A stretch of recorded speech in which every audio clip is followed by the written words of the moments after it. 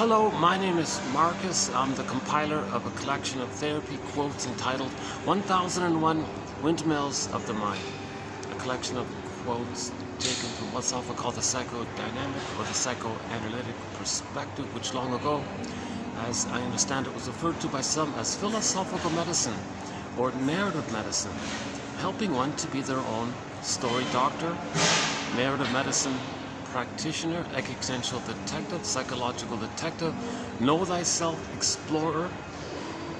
And this perspective, of course, has been around a long time, not just in its sort of current well-known form in terms of psychoanalytic jargon, like transference and repetition compulsion and negative magic gesture and rationalization and issue of symbiosis, developmental theory, object relations theory, so on. So that's sort of like a current kind of add-on to the know thyself efforts that have been going on for the past 10,000 years roughly. When we became homo traumicus, a traumatized version of ourselves, that's a wound in nature. When something's wounded, it's trying to heal. So the storytellers are the most wounded, I guess, or people who, for whatever reason, became storytellers. That's part of this kind of natural quest to heal ourselves.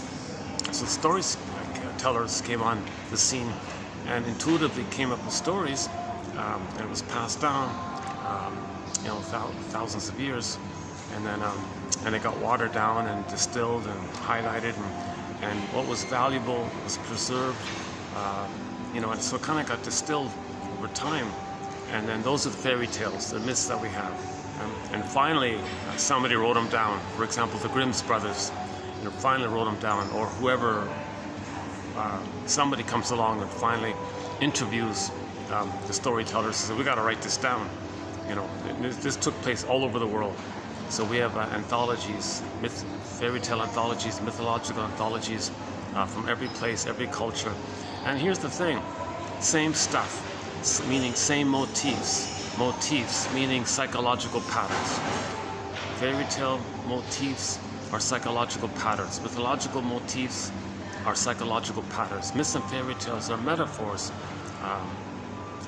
to describe our traumatized inner life, our traumatized psyche, our traumatized mind. They're treated like dreams, and we interpret myths and fairy tales like we interpret dreams. So fairy tales and myths are true on the inside, in other words. They're true on the inside. They describe what's going on the inside. And in the inside, when the baby's traumatized, he has imaginal thinking. Things are exaggerated, maybe small size. The mother's like a giant, and he can't know his feelings, so he may project his feelings. I finally found a spot here. Got some guys just sitting right in front of me here. So that's the problem with doing this in public. You can never tell. Sometimes you get lucky. Things are quiet for a while. So let me where can I go? Yeah, I can go to the other end over there. Let's give me a minute to move over to the other side there.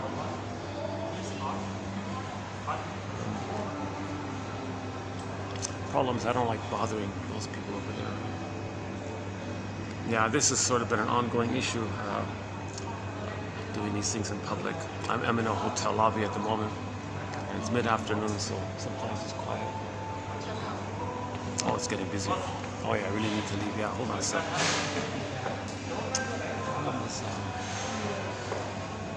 I could probably go outside. It's not too hot today, yeah. Well, it's hot, but it's windy, so let's do that, yeah. Give me a minute to move to the outdoor portion. Yeah, hold on a sec.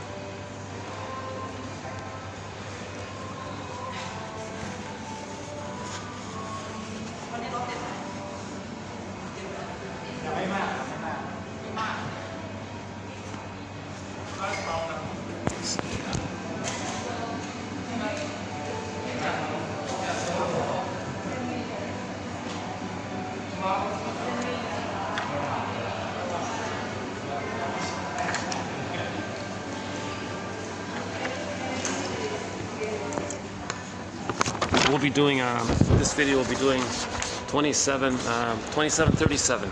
Yeah.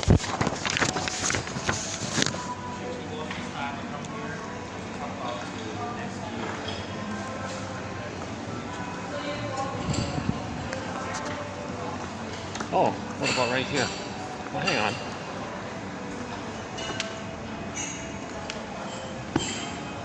Oh, well, these guys have left. Well, maybe I could just move over with the chair here.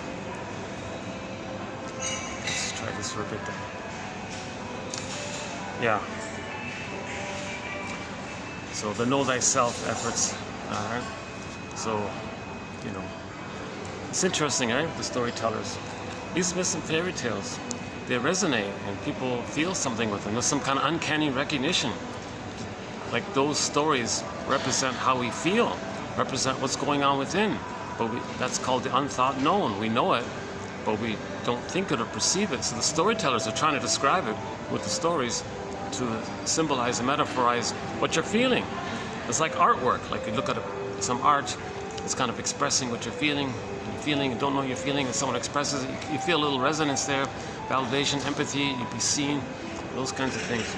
And it sort of traces back for the need to be seen. So,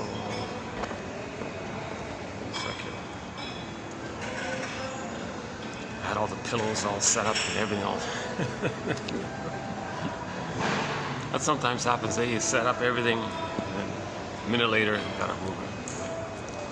We've done some good videos past a little while. I thought we've done some excellent videos. We're posting a lot of great quotes. Let me do my disclaimer once again. I'm not a shrink or a professor, a doctor, a midwife, doula, nutritionist. I'm only the compiler. I only have a BA. Keep that in mind. Don't judge this by me. Like, I'm learning this myself. And you know, I like what Robert Bly says to the audience.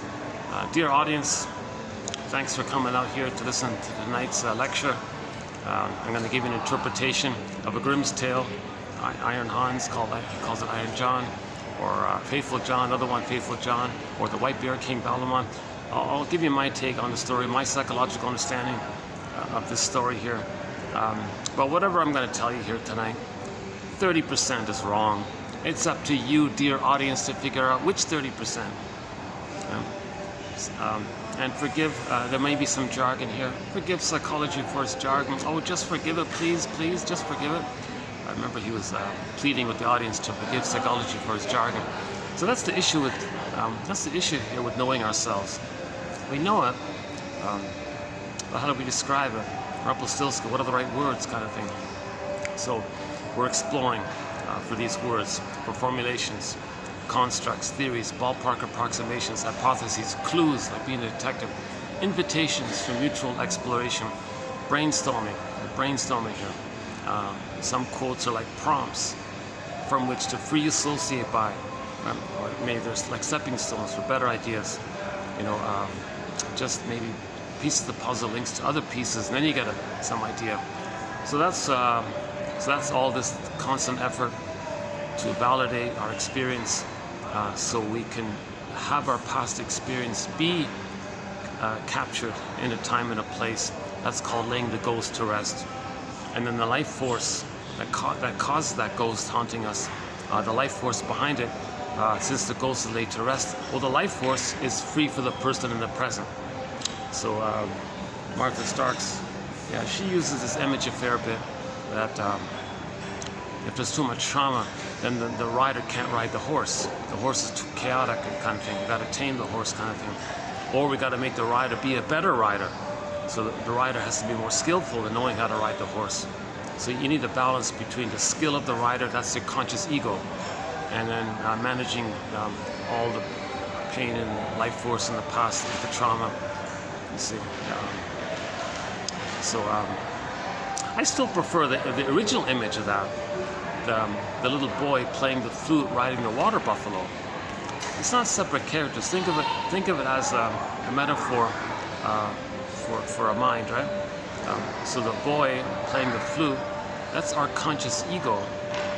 See, that's our ego. So that's why it's good that it's a little boy. I think it's smaller, like the ego, just a part of us, right?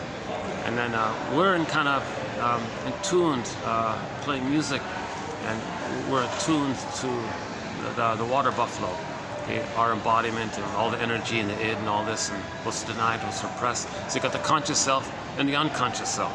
So the conscious self would be like the little boy, and the unconscious self is the water buffalo, right? or she uses the rider and the horse. I prefer the older Buddhist or whatever it is, traditional image of this, right? And then the boy has the flute. It's kind of like there's a messaging taking place between, there's some kind of communication going on between the water buffalo and the boy, meaning our unconscious self, our repressed self, our secret self, denied self, our second self, our shadow self, to our conscious self. So there's a kind of messaging. So that's the flute, some kind of hearing the music or something like that, right? I think it's a little similar to Hermes flying across. Hermes has the harp, and he's the messenger from the unconscious to the conscious. Okay, so the boy's playing the flute. So maybe the flute part is in reference to like the harp of Hermes or something, but we don't see Hermes. We just have the flute, and so it's just a variation of the theme kind of thing. So yeah, if we get that kind of harmonious balance, so we can harness the power of the water buffalo or the horse, and the rider, meaning we can have a broad ego, a wide ego, a strong ego, understanding ego, and a consciousness, a developed consciousness that understands ourselves. Then there's a kind of cooperation with our life force, our embodiment, and then and with a strong ego, if our inner life feels seen, so it's tamed. She calls it taming the ego. And then you have the strength because of the strong ego. The strong ego helps to tame the ego, tame the id, and with a tamer id, your ego can do more with your id. So there's a harmonious, and then the rider and the horse can ride off in the sunset, meaning you can be more creative and do things with your power and your gifts and your consciousness. I don't know how well I'm describing it here, but I don't usually use this id phrase too much. So far up until this point, I've just been using one author's quote about it. He says it's all of the energy in the unconscious. So one image for the unconscious is that our memories before the age of 3 get recorded in a part of the brain called the non-reporting brain, because it can't report it to us. It's there, it's recorded, but it can't report it to our consciousness, so it's a non-reporting brain. Also known as the implicit memory system, the pre-verbal memory system. Okay. Now the mentation in this pre-verbal memory system is called primary process mentation. It's a different thing in there. That's the myth and fairy tale world in there. And like the cat says in that other magical Neverland down the tunnel, that other world, it's mad in there, meaning there's no conscious logic there. Number one, there's no time. The unconscious has no concept of time, and no concept that something should be in one place and not that place. It can be in any place. There's no concept like this, and things can flip, because of the fusion, the baby's self-concept and the mother's self-concept is all blurred like that. So this trauma, the child might act like the mother, and then feel like the victim to himself because he's acting like the mother. Or he sees his unloved self onto others, imitates the mother, and then treats others the way the mother treated him, feels badly by that. It says the one that just hurt is the mother who hurt him, who had hurt him in the past, because there's no time, right? So, for example, in the bully pattern, a personality pattern that develops when the child doesn't get enough love to separate from the mother, so he's still fused there. And as a coping strategy, he identifies with the aggressor and doesn't play himself anymore. So his shame self, unloved self, inferiority complex self, whatever, he sees it onto others. Okay, so the memory his mother shamed him. So he goes through life playing the mother who shames him, but he sees himself onto others. So as he goes through life being negative towards others, okay, he'll say that the one he just shamed is the mother who hurt him back in the past, and that's why he's justified in his anger towards the person of the present, and the victim is the aggressor, meaning the mother's the aggressor. So the innocent person in the present is the aggressive mother of the past. But in the past, the mother wasn't aggressive. She was just missed a tune, made a mistake. But baby, it's the baby's experience that counts. The mother's harmless mistakes, we may say, at an adult view, but look at it from the baby's perception. Small size. Imagine a mother holding a baby. How many times bigger is the mother to the baby? And look how tender and undeveloped the baby's mind is, and how dependent and passive and powerless and hopeless and not hopeless, dependent and undeveloped he is, and powerless. Yeah, put it that way, powerless and vulnerable and all, and compared to the power of the mother. So from the baby's experience of the mother, If the baby's enraged and transfers or projects his rage onto the massive 10 times larger, 20 times, whatever it is, then there's like a monster who's enraged. Now the baby's unmet need to take in positive little experience, like emotional feeding, interaction, absorb, not just food and all that, but like a mother's presence, mother's reverie, mother's attunement, kind of like this kind of oral, so-called oral issue. And that's unmet. And he's enraged, it develops an oral greed, because no time, greed, endless, insatiable. So now he transfers his oral greed, too much excitation for his system. He's got to protect himself from his own amygdala, so to not feel too much adrenaline. He just creates an image of the mother as a monster who's enraged and who's devouring and wants to gobble him up.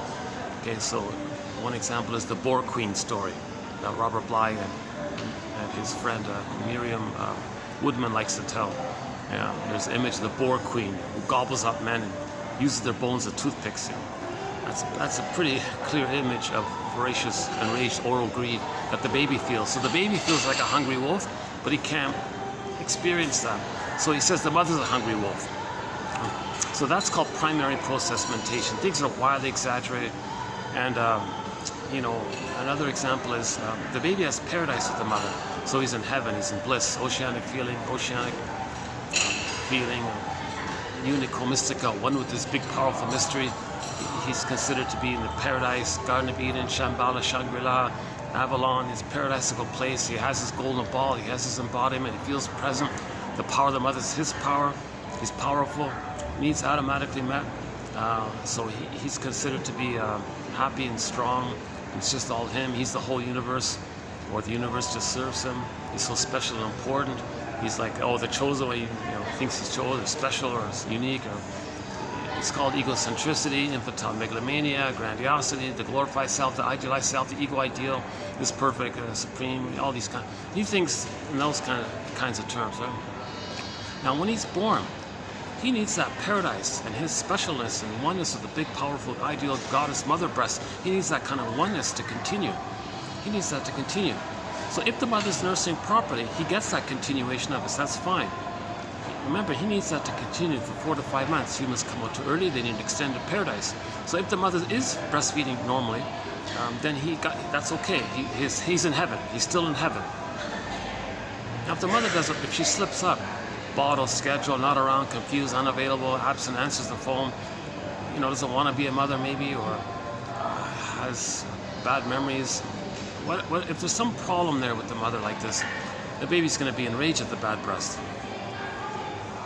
So it's not just a bad breast. From his experience, the bad breast is a enraged, devouring monster that wants to eat him. And then he says, that's not my mother. No way, I can't function like this.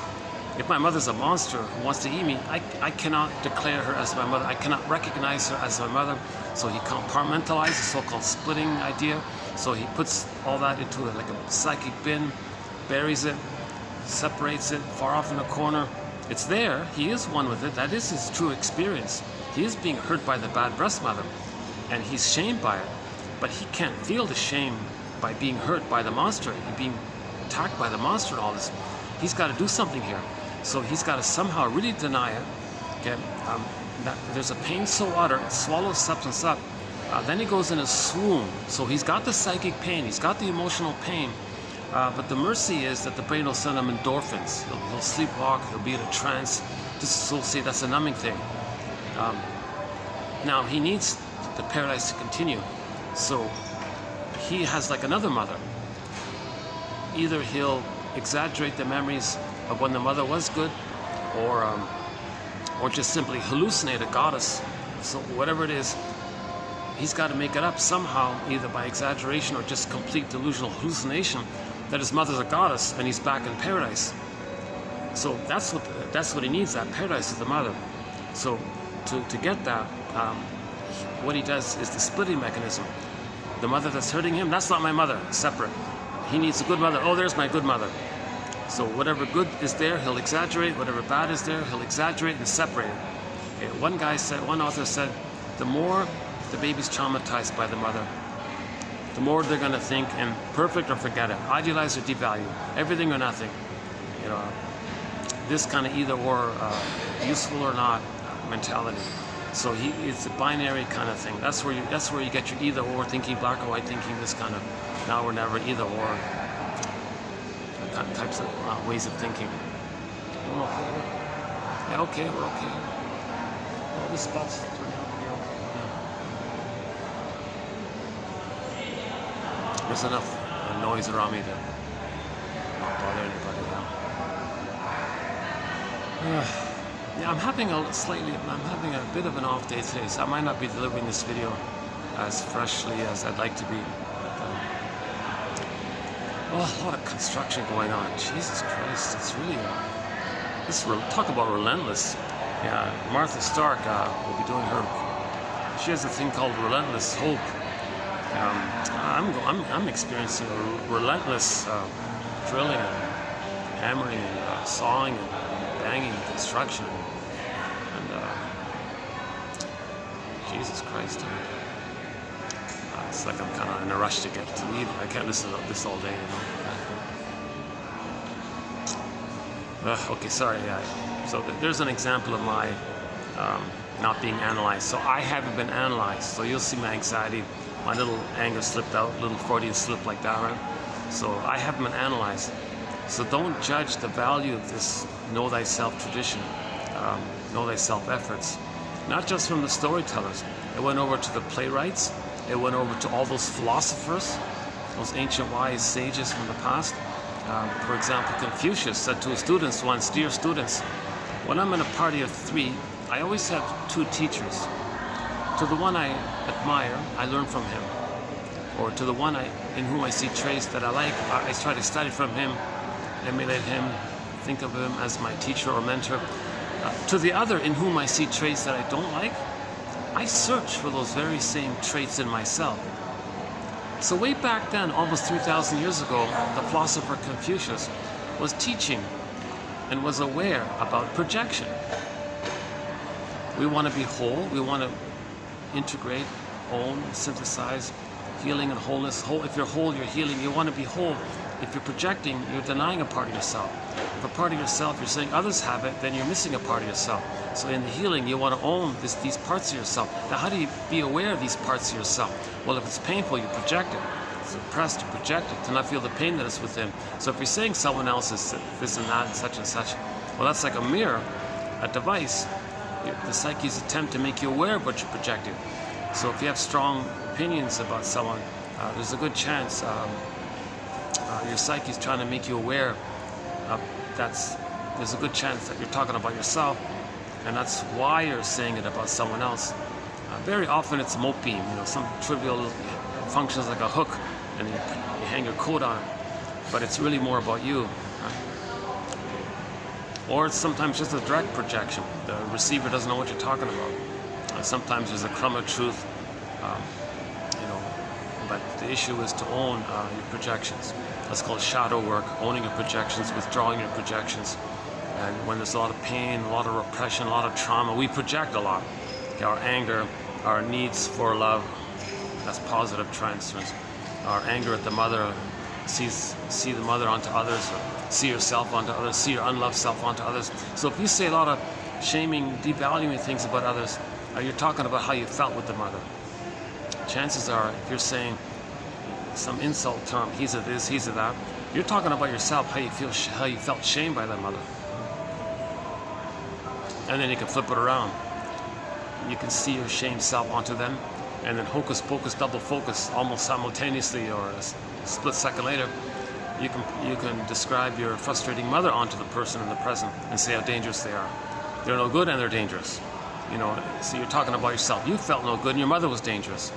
So we have a major threat on projection.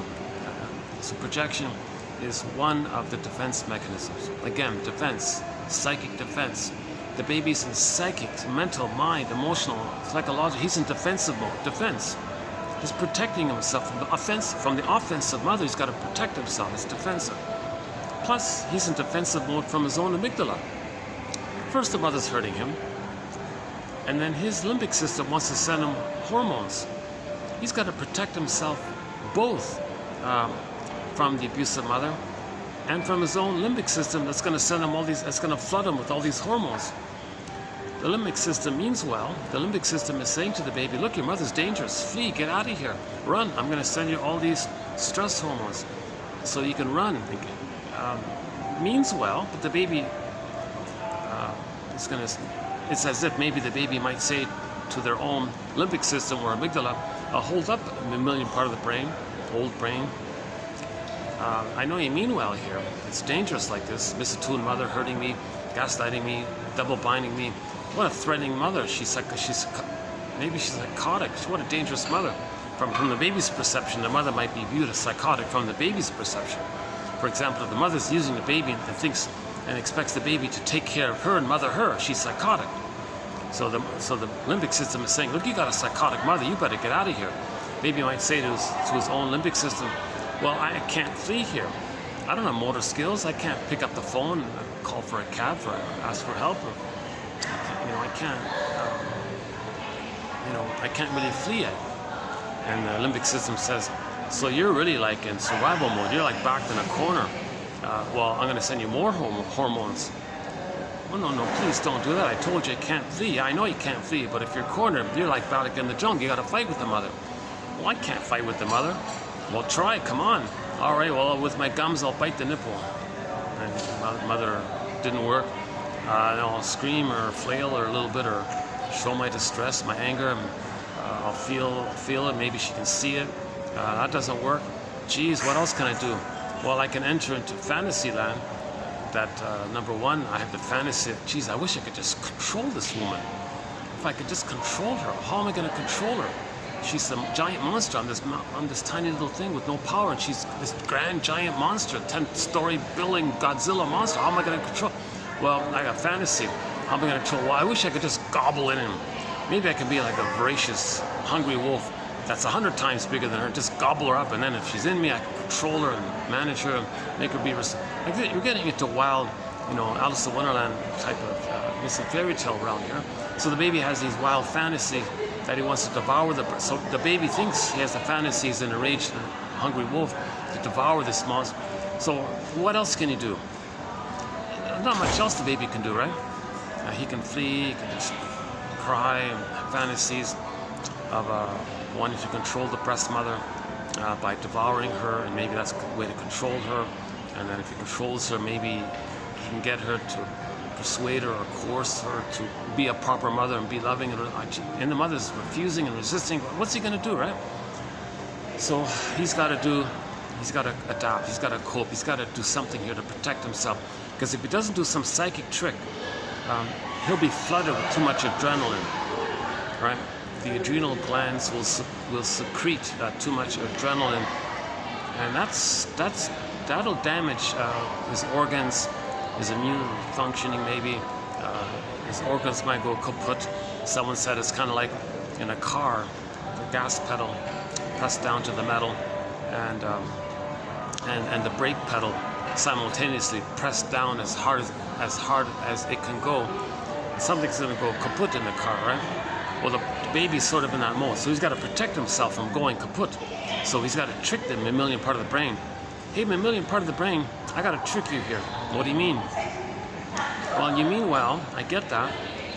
What if I were to make you think somehow that I don't have feelings and needs? You're responding to my unmet needs and my feelings, right? What if I just said I don't have needs and feelings? I don't get it. How are you going to do that? How are you going to make me think you don't have feelings? Of course you have feelings and needs. You're a person, you have needs. If you're emerging self, you're crying because your needs are not met. Of course you have them. Yeah, I know, but I'm just going to, but let me just do like a little sleight of hand kind of thing. Let me just direct your attention onto the mother, and I'm going to create an image of her that's enraged and it has oral greed. So she has my needs and feelings. My needs and feelings, I'm going to put it onto her and get you to think that she has those needs and feelings to distract you that I have. So now that's like a diversion like that or something. And the limbic system maybe is kind of simple like that, right? Oh, I see. So you create a picture of your mother as an enraged, devouring, hungry monster. See, the mother has those needs and feelings. Look at her. She has needs and feelings. Oh, so it's not you? No, it's not me. It's her. Oh, I see. That's just part way. The limbic system catches on and says, well, wait a minute, hold up here. I don't get it. If you think your mother's a monster that wants to eat you, you're still in danger here, aren't you? How are you going to take in the powder stuff or whatever you're being offered or something? I don't get it. Yeah, okay, well, let me do a second part here. That's just part A. Part B is, I'll put this monster image and me being shamed by her into a compartmentalized, separate bin, buried down kind of thing. And I'll put my attention on the hallucination of me being in blissful, special, chosen oneness with the goddess breast. You see, I'm safe with the goddess breast, the ideal breast, the loving breast. This all-giving, all-powerful, all-seeing, all-knowing, omnipresent, always there, reliable, trustworthy. And just go on, you describe the perfect breast for the baby. You just keep on going like this, right? And you see brain? You see I'm safe? Oh, I see. So you're safe with the goddess breast. That's right, I'm safe. Okay, well, I guess if you're safe then, and you're in heaven and all this, I guess you're not in danger. You don't need to fight with her because you got your paradise. All right, fine, I'll stop sending you the stress hormones. Whew. So the baby does this at a huge cost. He distorts reality. The mother's a human, but no, in his brain is goddess and demon. Mother hurting him? No, mother didn't hurt him. Mother's loving. Mother's perfect, lovely. He's lying to himself. So he's violating a lot of laws, or he's kind of lying to himself or something. But this is a kind of desperate trickery in the brain of the mind to fool the amygdala. That's just the theory, right? So Melanie Klein's jargon for this is that all babies may begin briefly, temporarily, just for a few weeks, with these maneuvers of the mind. And her term for this phenomena is the paranoid schizoid mode of experiencing. The paranoid schizoid mode of operating. And she calls it like a position, like a play, like a position, like a place position. The paranoid schizoid position. The position that the baby's in. The splitting, and the mother's a monster. So the paranoid, mother's not a monster, but he's got to make it that way. Now he's paranoid. Splitting, the unreality of goddess and demon detached, unreal. You know, the mother's a human, not a goddess or demon, so it's so detached from reality. So that's why it's like schizophrenic, schizoid. I mean, something like that. But the baby's a genius to do this because he's trying to figure a way to survive with this misattuned, malattuned mother. And maybe a mother who's soul blind. That hurts the baby. The mother's soul blind to the baby's needs, no empathy for the baby's situation, doesn't recognize the baby's feelings and needs, not attuned, misattuned, she doesn't get it, baby's crying, the mother's frustrated, gaslights the baby, rejects the baby, tries to punish the baby. She's soul blind to the baby. That's very hurtful for the child to be soul blind. The child needs the mother to see him or her. Then he can see himself. Mother doesn't see him. He doesn't know who he is anymore. He treats himself the way his mother treated him. If the mother's soul blind to him, he'll be soul blind to himself and others. So he'll want to have self-empathy or empathy for others like that, right? So the baby creates a template, a blueprint, a working model by the experience with the mother, and creates a map of it and uses that map like a lens, like a prototype, like a blueprint or a roadmap or a schemata for his life later on. Okay, so this is called the interpersonal with the mother, baby and the mother. Leads down to these memory system, the memory system called intrapsychic.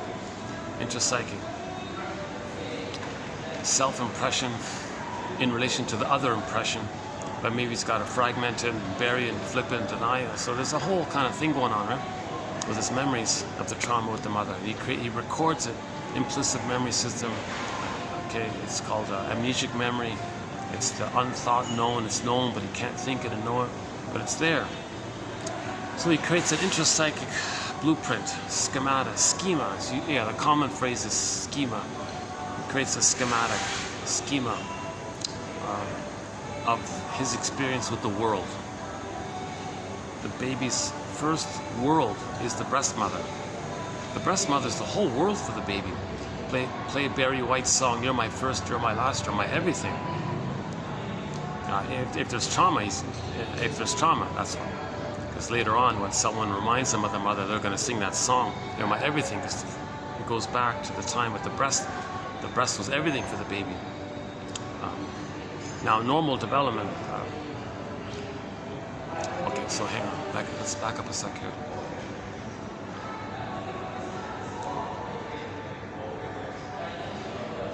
Hold on a second.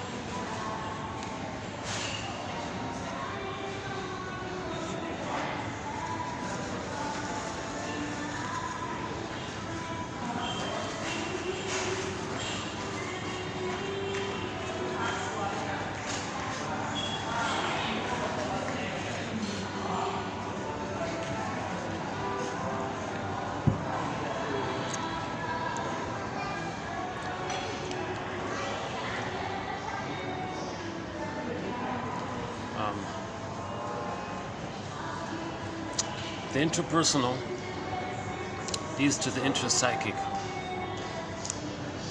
Object relations theory or psychoanalysis is the study of this. Object relations theory is the study of the internalization of interpersonal relationships. The interpersonal lays down the blueprint, which then reveals itself, expresses itself, whatever condition it is, makes itself known to you later on in your relations with others interpersonally. Okay? So the intrapsychic, the original interpersonal with the mother becomes intrapsychic, which reveals itself interpersonally with others later on throughout life. Okay, and then you can say it's as above, so below, or inside out. So the original interpersonal with the mother creates the inside, and then it's inside out, as above, so below. So we study this whole thing, because if this schemata that the baby creates is based on pain and trauma, oh boy, he's going to distort the present to see the original interaction with the mother in the present, using others as stand-ins in a process known as repetition compulsion. Okay, innate drive for healing. Baby still needs paradise with the mother, her attunement, her soul vision, her reverie. Mother sees the child, soothes the child, is there for the child, present for the child, has those experiences. The baby needs a positive maternal experience. He has certain needs for a secure attachment style, rhythm of safety with the mother. So if he doesn't get that, and he's stuck with painful memories of not getting enough love for him to know himself, that means he's still one with the mother. Yikes. No baby's meant to be his mother. He's meant to be himself. But the baby can only be himself if he's loved by the mother first. So if he doesn't get mother's love, he can't leave the mother. Then he's going to have this relentless search for her, or relentless anger at others, or relentless entitlement for others, from this point. So this is because the baby doesn't understand time. All time is that time. The present is still the past, or the present is the presenting past, or the present is like still a new spin-off or replay of the past, or a new edition of the past, they say. So in nature, something's wounded, it's trying to heal. So humans are part of nature. We're 70% salt water. The earth is 70% salt water. We come from the earth. Look at that, eh? Someone's famous point somebody made a long time ago. People are 70% salt water. Oh, look at that. The earth is 70% salt water. So somehow we're from that. Maybe we came from them. We evolved from the microbes in the muck and the cells, multiplication, evolution. Monkey line and hominid line. Developed the cortex. Became Homo sapien. So we came from the earth and all this, right? Somebody said, treat the earth at least as well as you treat yourself, in reference to this, right? So, and part of evolution is that if something's wounded, it's trying to heal. So since we are from nature and we're wounded, we're trying to heal. Now with humans, the healing is called repetition compulsion. Get those needs met. Get that need for a secure attachment style with Mother Man. Now emotionally, you don't know time. All time is that time. So in the present, others are stand-ins for the mother. Or you play the shaming mother and others play the shamed you, and you shame others the way your mother shamed you. That's still reenacting that dynamic, that original dynamic. So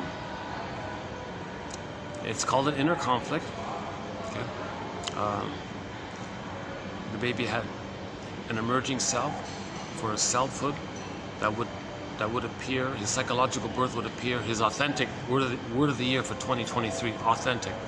For the child to get his authentic self, meaning his real self, his psychological birth, ballpark phrase, which takes place roughly at 3, when he has enough memories of being loved by the mother, so he can have a conscious ego of knowing his uniqueness, which he expresses, and by that he loves life, and that's meaningful and pleasure. Okay, everything's love or a cry for love. He gets that at age 3. So if he didn't get that selfhood, personhood, psychological birth, and with a mindset of I'm okay, you're okay, and the capacity of the real self, wide range of feelings, needed feelings, appropriate feelings, capacity to mourn, capacity for intimacy, capacity for creativity, and knowing your interests, and relating in a realistic, three-dimensional way that we're all one family, members of Homo Traumacus. It's not either or thinking. The ego is wider, so it can include more emotions. So the rider can ride the horse, kind of thing. So you have more energy in service of an ego, not an untamed horse that's just wild and doing harmful things or something, or a convoluted ego that creates excuses for it. In other words, in normal development, the temperament is like a mature adult. Okay, so the qualities, like calm, generally they're more embodied, they're calmer, they're more warmer. There's more of a warm, playful, affectionate tone. There's a more understanding tone.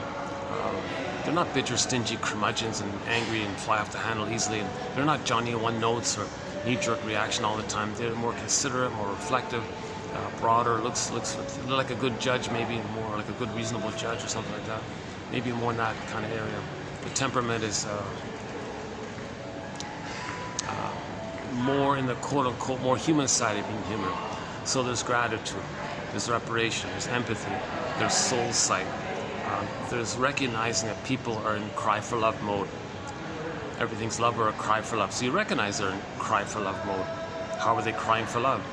Are they treating others the way their mother treated them? And that's them expressing the pain they had, and they're crying for, please see what my mother did to me? Or are they just coaxing others to reject them, to say, look how my mother rejected me? So you have a kind of looking for the unconscious motivation of people.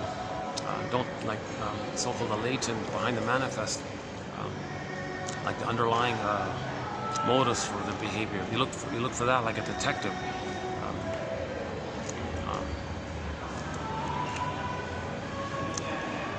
Okay, for more on this point, James F. Masterson has a book called The Search for the Real Self, and the various capacities he talks about it. Yeah, so part of it is intimacy. Your soulmate and your body mate are the same person. You don't have to have like a wife and a mistress split. You don't have to split it like that. Affection and tenderness can be with the one you love.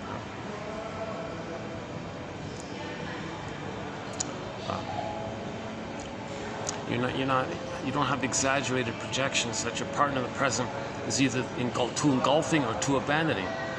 You don't have that issue isn't there because the child had the chance to know himself and not have relentless dependency or exaggerated fears of the love hunger and great hate by the hurt, which are projecting in the forms of dual fears of abandonment and engulfment. So you're not in that kind of mode of transferring the past into the present.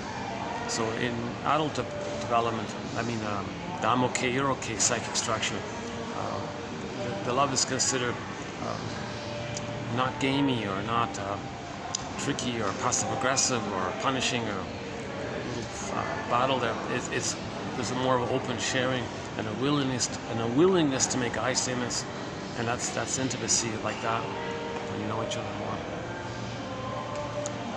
Okay, hold on a second. Let's let these people pass through.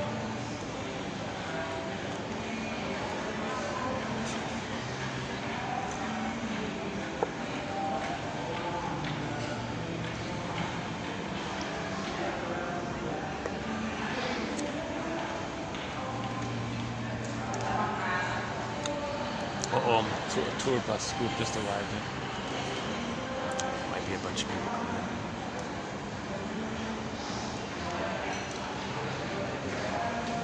in. Last video wasn't bad. Yeah, it was one of the better videos. Yeah, the last one.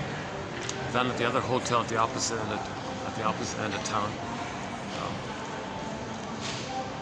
Yeah, I got lucky in the last video. Was it yesterday? No, 2 days ago I did it. Yeah, that was okay. Yeah, it was 36, that was a good video, I thought. I was on the second floor of a hotel, and luckily it was kind of, to my surprise, it was a quiet time in between the lunch and the dinner, so I could speak continuously for 3+ hours straight. Those are the better videos when I'm not interrupted or worried about things, and I'm feeling a little refreshed or something. So you'll see the quality of my videos. They really kind of vary, and they really, it's a bit wavy like that. There's definitely sort of ups and downs in my delivery. But once again, please don't judge the contents. Yeah, I had this thought this morning. I just discovered a band on YouTube. Somebody posted like I think they only had one album, 1973, a rock band from Cambodia, if I'm not mistaken, called something Dracker or something. I forgot. Yeah, I forgot. I just heard like the first 2 minutes of it. But the sound quality, is pretty bad. It's kind of. I mean, like the audio quality of recording from vinyl to maybe some handheld recorder, and then posting it on YouTube. So the audio, but you could tell that the music was good. Like the singing was excellent. The instrumental and the singing, it sounded like some excellent music. And you focus on that, but at the same time, the quality of the actual physical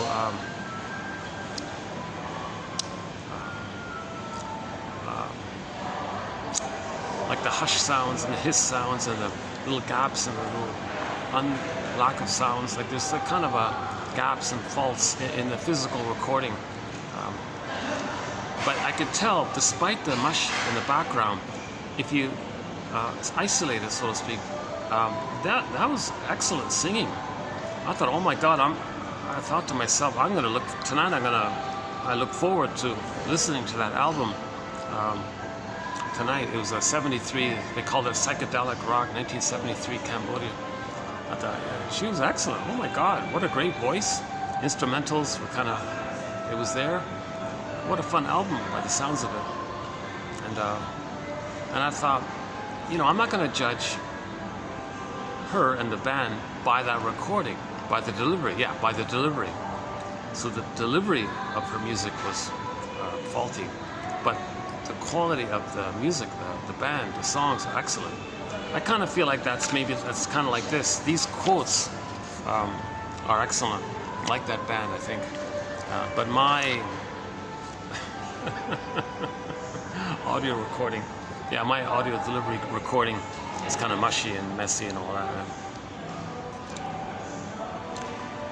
So maybe in the future someone will repost these 10,000 quotes in a professional, smooth way, without my ums and ahs and stops and starts and self-corrections, little anxious deliveries, and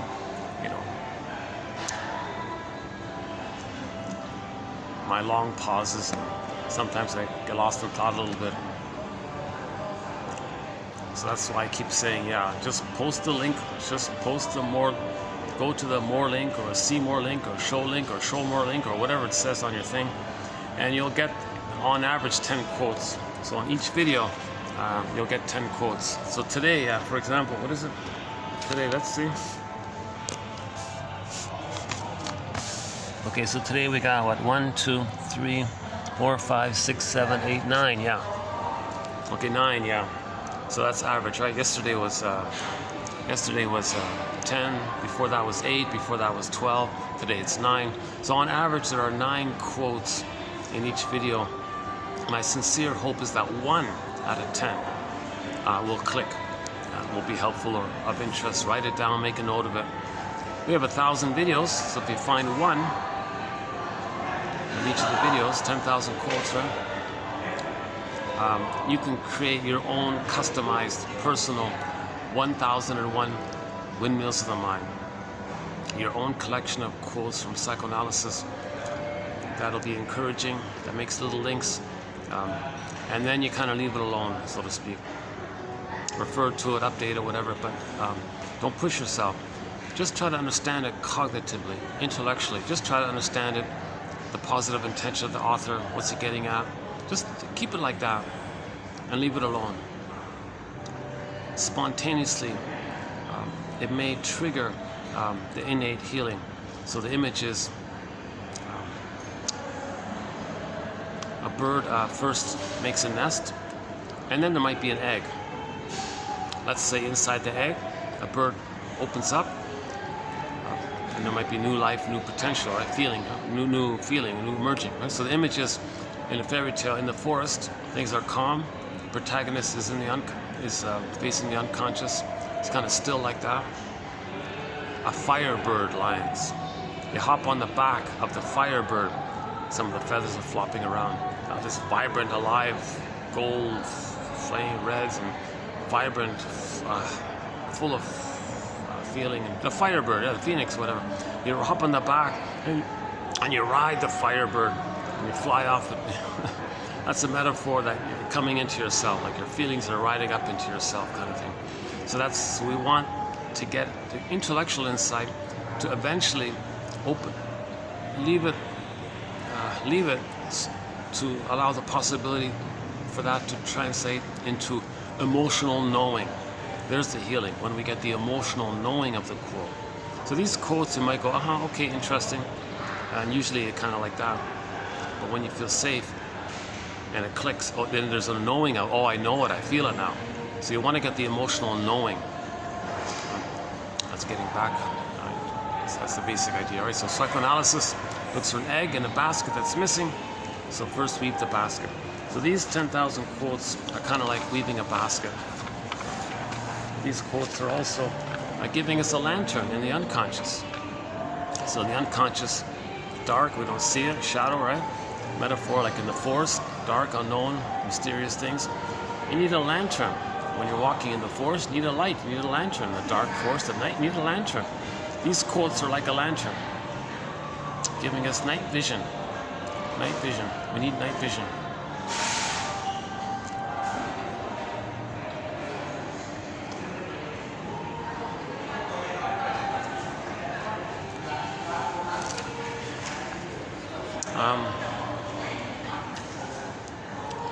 So if the mother is soul blind to the child's needs for his emerging self, if the mother's soul blind, or worse, if the mother uses the baby to meet her needs, that's soul fill in the blank, Leonard Shengold's term, a more severe case scenario.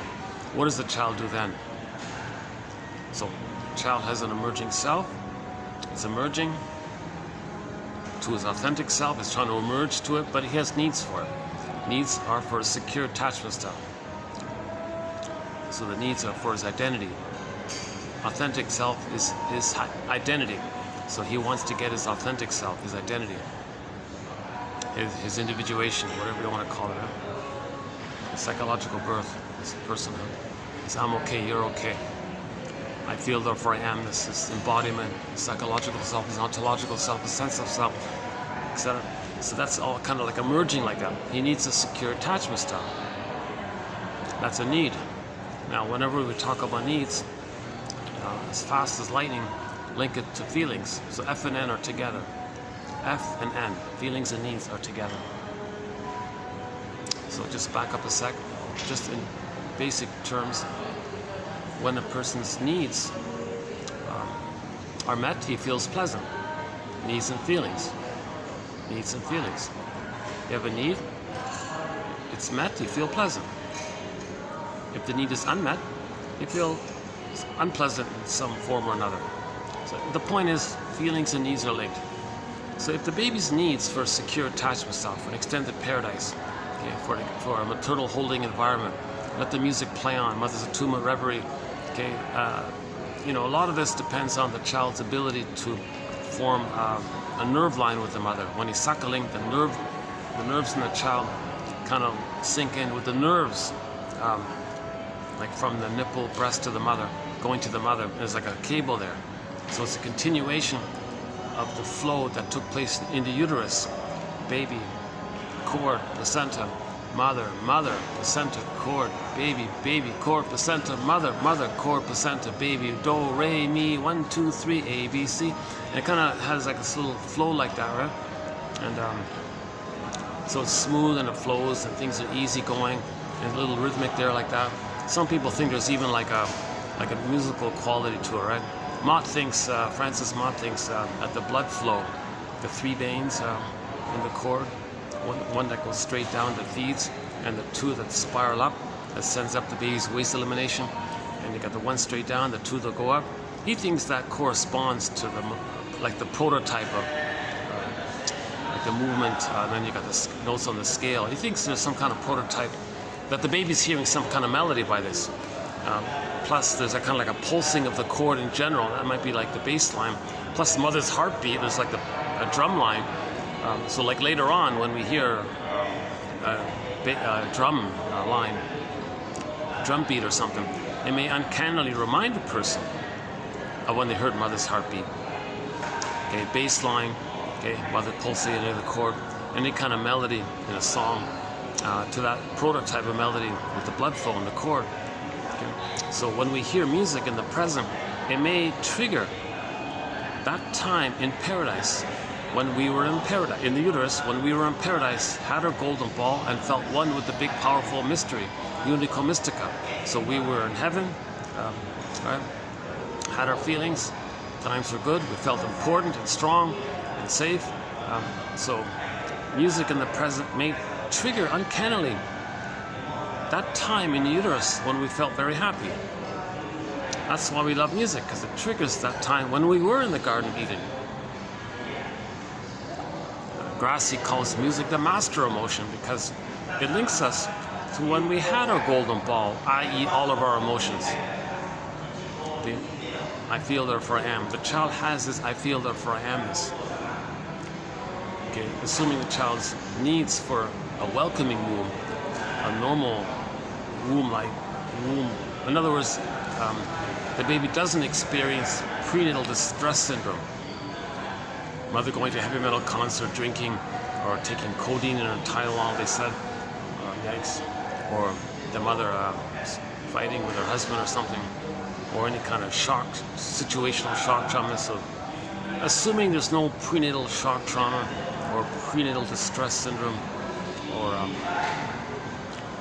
and the baby's in a welcoming womb, then he's got his identity and his feelings. I feel, therefore I am.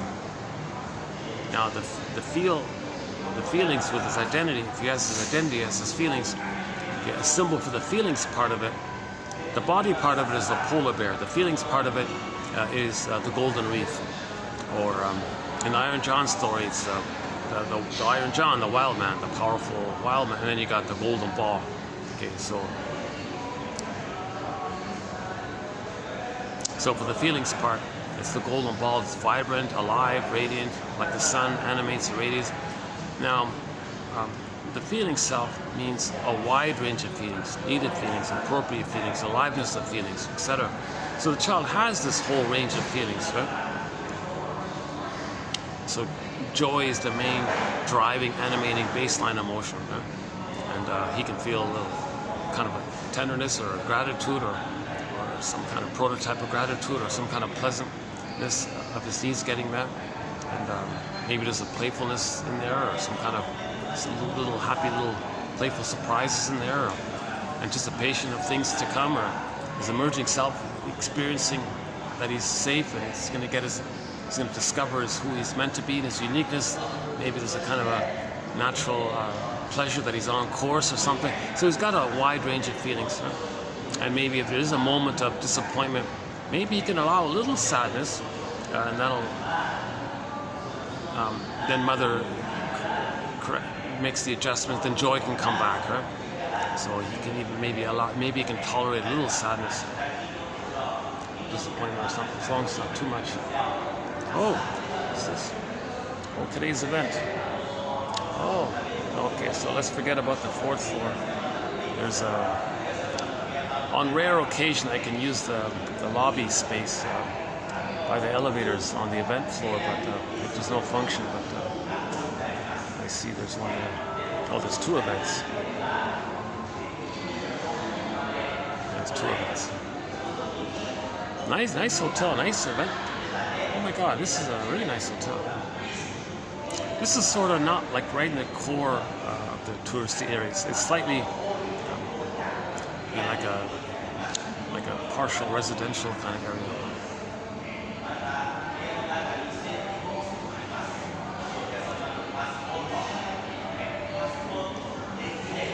It's worth coming here. I don't know where else. There's not too many hotels that offer some kind of space.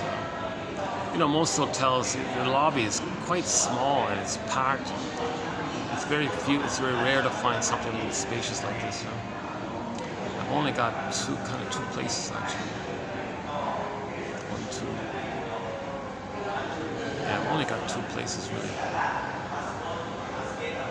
Oh yeah, I found a new place. This the Swan place. I found a new outdoor.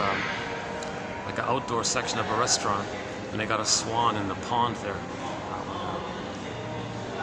We've done 2 videos. Actually, I was there this morning, but there's some event going on, so I couldn't use it.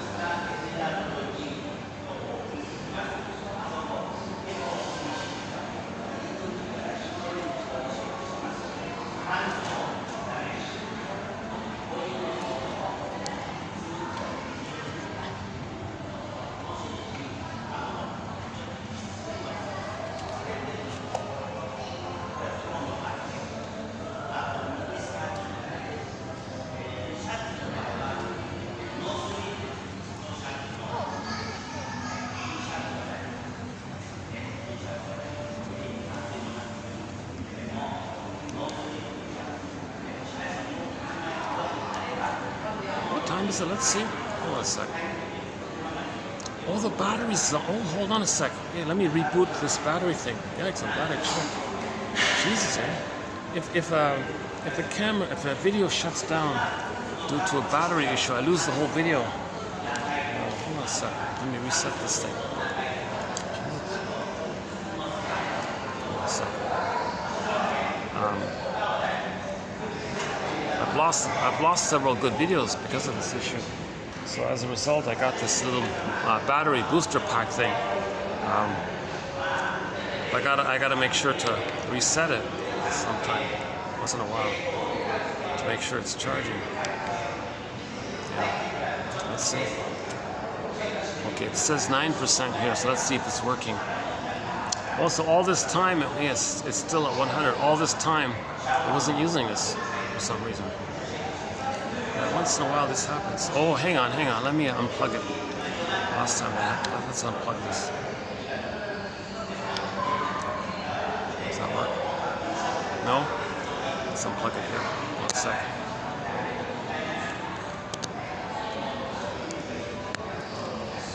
gotta fiddle with it to get the thing working again. Let's see. I'll know in a minute whether, if it's not working for some reason, there'll be a part 2. Let's see. 10%. Oh, it's working. Okay, good, good.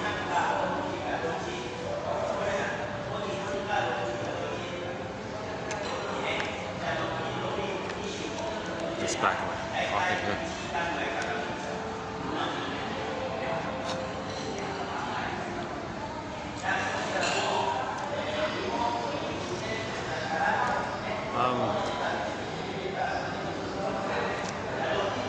Yeah, FNN, feelings and needs, right?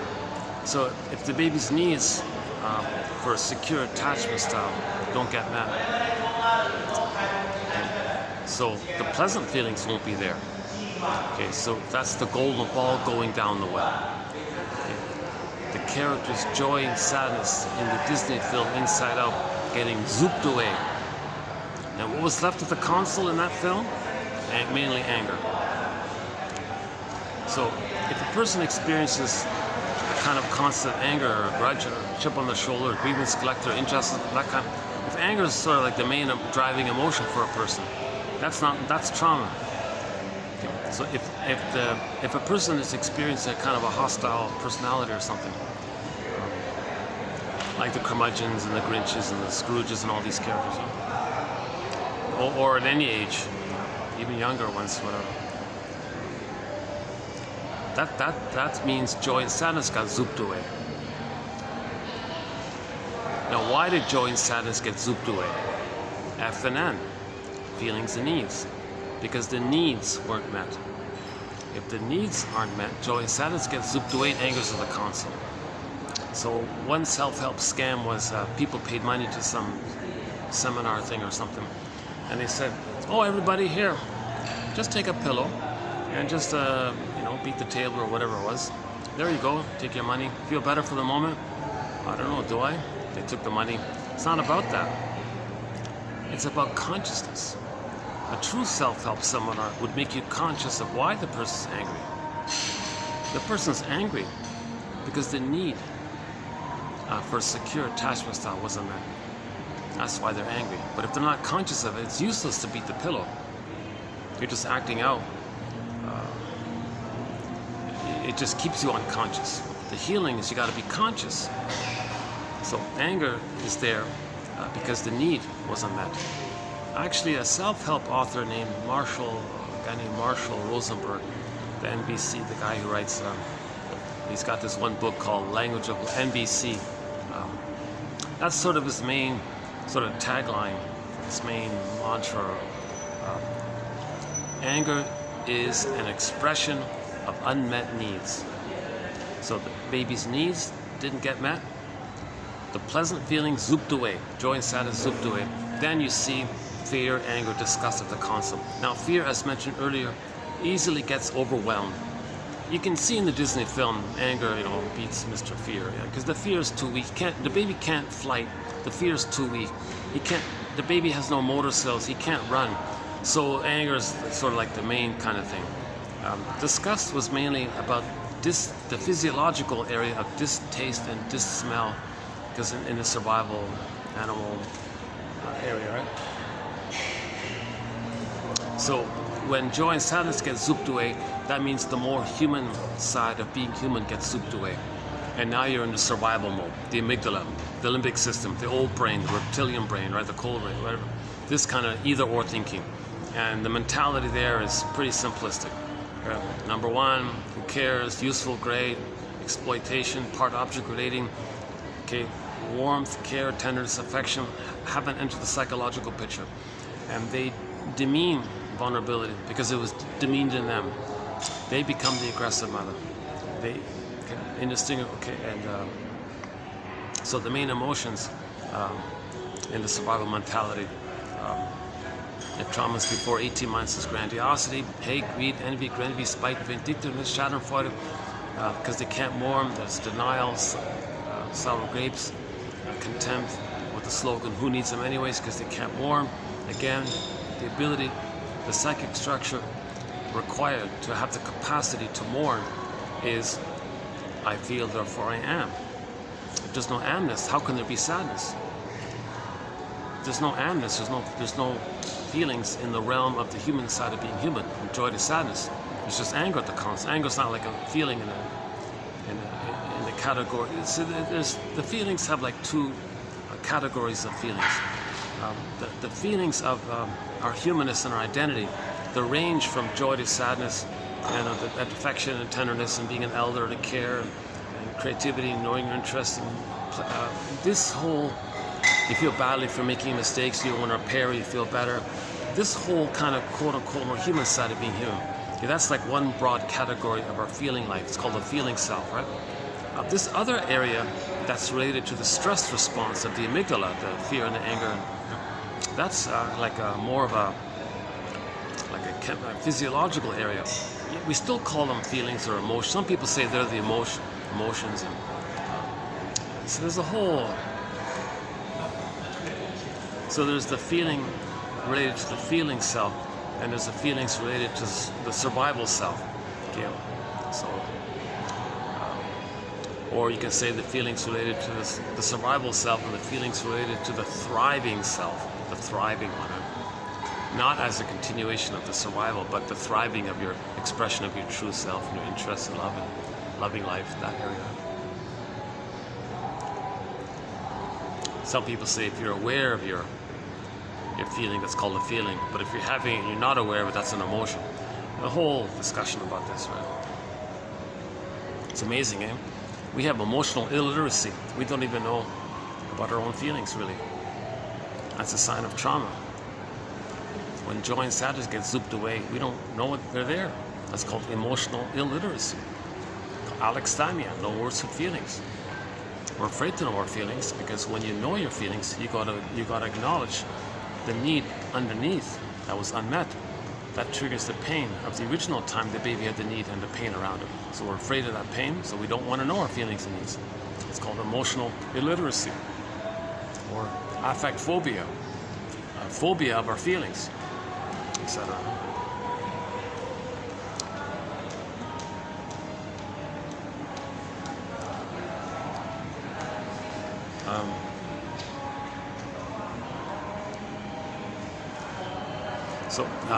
So if the child's needs for a secure attachment style aren't met, he does some desperate things. His whole inner life, zooped down, okay, means repressed, recorded deep in the non-reporting brain. Okay, that's called, so the image for this is the earth opens up and this core, our core potential, the coreness, like our, gets pulled down. Means undeveloped, hidden, and it can be frozen down there. That's called emotional hypothermia. The image is the woolly mammoth in the block of ice, frozen, stuck in that block of ice. It can be that the self turns to stone or a statue. This is in the Faithful John story. The character turns to the inner life turns, Faithful John turns to a statue, or Echo in the Narcissus myth turns to a statue. So that's the metaphor for the emotionality being all hardened and frozen and dried up. It can't move, immobilized, no life, feeling unreal. That's the Velveteen Rabbit. Okay, kind of feeling damp or wooden. That's the story about the wooden boy, the carpenter who had this toy out of wood and it was praying for it to come to life.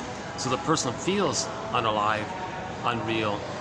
And the Velveteen Rabbit story, I want to be real, I want to be real. Remember that? So we might feel unreal, those kinds of things. Right? We describe this when we get an inkling of it at midlife, when people start saying things like something's missing. I feel. We live to the extent that we feel, but they're not really feeling much. Whereas the joy and their pleasure, maybe they have some success, but they don't really enjoy it. Maybe they experience the loss, but they can't admit the loss. And they're confused. How come they were married all this time and maybe there's a divorce and they just act like nothing happened? That's because they can't feel the loss. They deny it. And just brush it off. Because there's no self. You need a self to have feelings. I feel that for no amness, no feelings. You need now where does the amness come from? The amness comes from what's called differentiation. But differentiation from the mother only takes place when the baby feels safe with the mother. Then he can know himself. He hatches out of the original fusion of the two being one. At 4 to 5 months, he starts to hatch out a self-concept out of the blurredness of the two meshed oneness thing. The self part of it in that mesh can hatch out, so he gets a self-concept.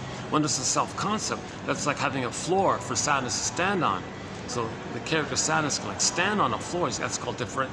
You have an identity. I feel or I am kind of thing. So at midlife, a person might have these kinds of things. Where's my pleasure? Where's my joy? Where's my sadness? How I can't more losses, complicated grief, aggravated grief. And so they might feel like have some kind of hunch something's wrong. Or they might say, geez, I feel like I'm in a trance in life, or I'm sleepwalking through life, going through the motions of life, like a zombie in life or something. And so enter Emily Dickinson's poem about trauma. There's a pain so utter, swallows substance up, the soul gets swallowed up, frozen up. That's psychic pain, emotional pain. And then Emily Dickinson says the person then goes into a swoon. See, she really got it there, right? The swoon. That's this swoon, like this trance, numbing, sleepwalking thing. And then people say that, at midlife, I feel like I'm sleepwalking through life. I feel like I'm living the end of life, the provisional life. When does life begin? Life's not supposed to be a dress rehearsal. So why don't I feel alive? Joseph Campbell's big thing, that the purpose is to get back our aliveness. You know, that's the conclusion of his massive studies for 80 years or whatever, 70 years or whatever. That the conclusion was, we lost the golden ball. We're trying to get it back. The golden ball means we feel alive and vibrant. There's the elan, pleasure and all this.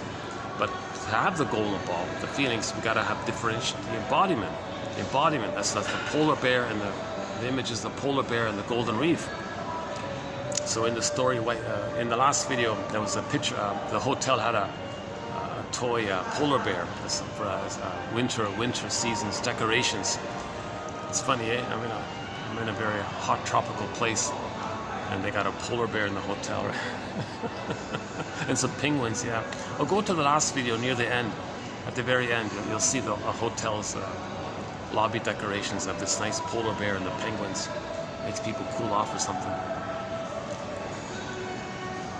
So the princess is the protagonist is on the field. Again, in a myth or fairy tale, treat it like a dream. Every character in a myth or fairy tale are personified aspects of something about ourselves. They're not separate outer characters. Okay, so in the story, the lady is on the field.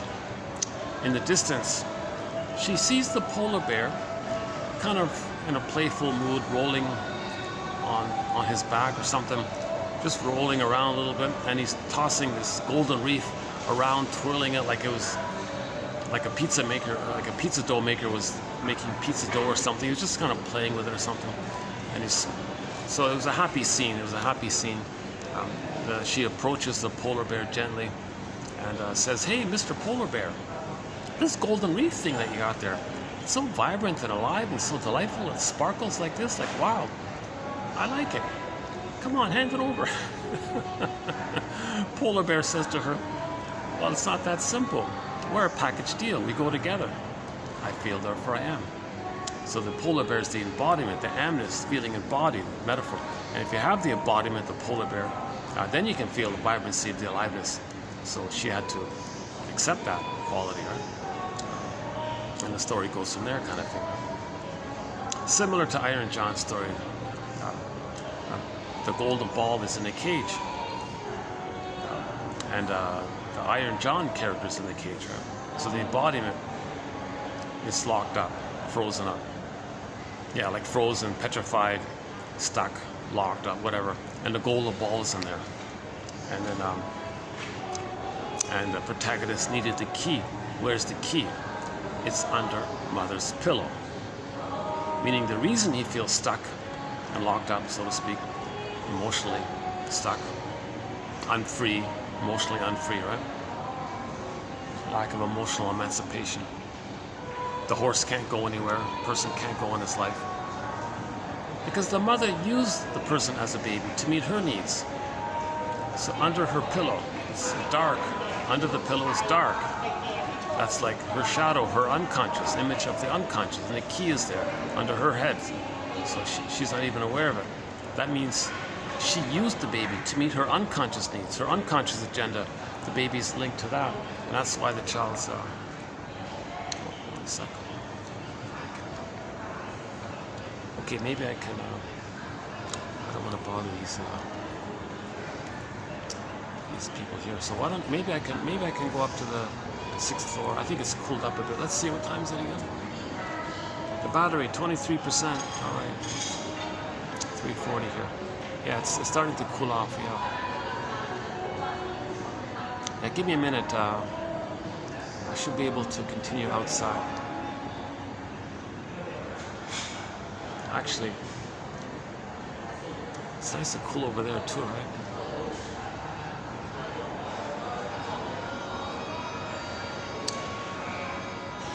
Yeah, okay. Yeah, okay. Let's go upstairs. Yeah, hold on a second.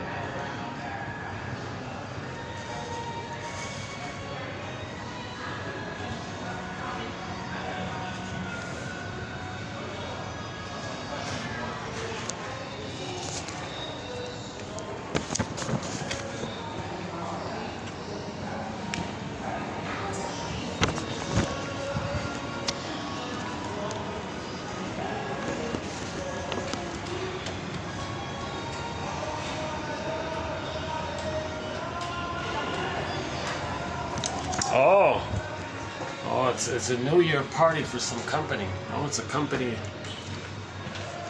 Never heard of them, but whoever they are, there's a Happy New Year party up there.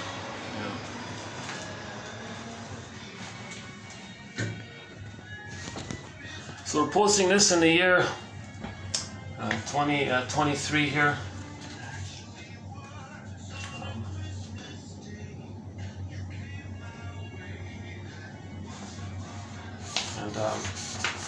We'll be doing some more quotes by an excellent author, Martha Stark. Yeah. Actually, this will be our 4th video of her work coming up. So stay tuned.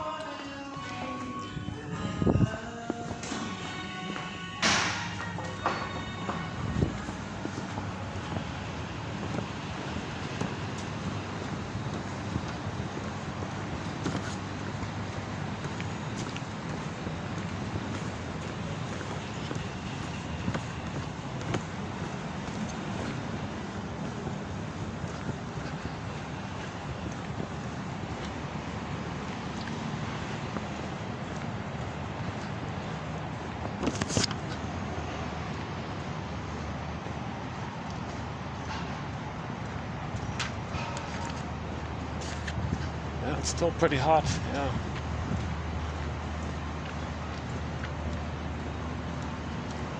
Oh! Let me find a spot here somewhere. Oh, I see. Somebody's using my spot here. Let's see. What about here? Here it's okay?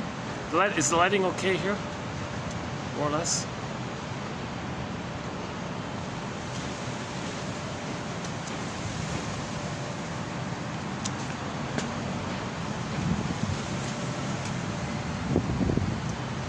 That's as good as it gets here. Okay, let me get a chair. Hold on a second.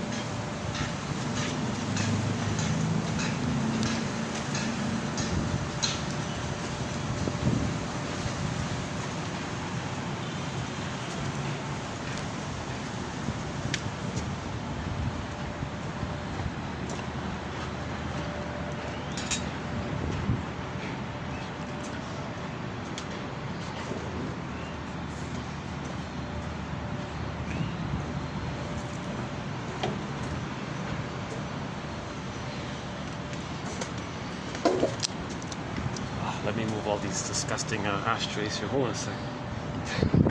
Jesus Christ.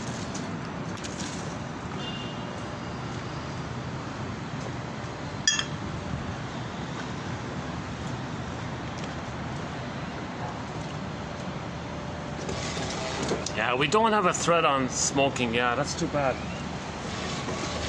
But here. Oh, that's it. Yeah. One author said the cigarette might trigger the comfortable feeling that the person has a baby, that the baby had to use his thumb or something. And that's the emphasis that the child is searching for the nipple. But if he's unsatisfied there, he may use his thumb. And the cigarette is considered like a continuation of that phenomena. That's just his theory. Well, we don't know exactly if you should. That's why you have these ideas. You can't perfectly prove it, kind of thing. It's like an inference, like maybe, could it be? Is it just mainly about being reminded of the soothing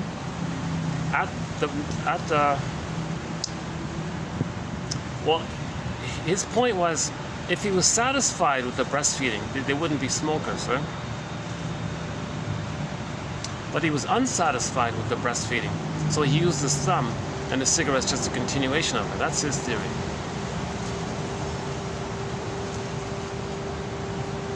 And the stimulating part of it is because the original experience is that when the baby's nursing, it's stimulating fluid. So the cigarette would offer like a stimulating effect to trigger the missing stimulating maternal area. But it's repetition compulsion, it's disappointment. It's not going to work, so it cycles around. So if you cross over to the quote about the drinking, the baby was refused. So the baby is an emotional fugitive from the love that he seeks. So in the alcohol thing, he's excited because he's leaving the abusive mother. And now he autocratically is going to search and find the good mother. So the missing maternal spirit, he's going to find it with the liquid, synthetic, fermented sugar, or whatever it is, spirits, right? Spirits. So he feels excited. He's free from the abusive mother. And he himself is going to find the good mother. That's the jocose phase, the jovial, very excited. Oh, I'm free from the abusive mother. I'm going to find the good mother. So he's excited in the beginning, and then of course he re-experiences the original disappointment that he had with the mother. That's the morose. So jocose leads to morose. Then he might become bellicose and say all these negative things or be belligerent. And that's the drunk guy in the bar or whatever. Bellicose. It doesn't have to be acting out. It could be just in his attitude, negative, like he's angry at the mother, so he's angry at the world. That's the bellicose area. And then he gets the hangover. That's the comatose. The hangover, and cycles around. So that's a recent quote by Edmund Berger. So likewise, we don't have a thread on alcoholism, but we do have a sprinkling of quotes on the topic. And on the cigarette, I think we just have the one or two. It's funny because I see it all the time. Why don't we have more quotes on it? We've got 60 topics on the go as it is. So maybe in the future we'll specify a new thread. The alcoholism as a thread and smoking as a thread. Jeez, that'd be two interesting threads, wouldn't it? You know.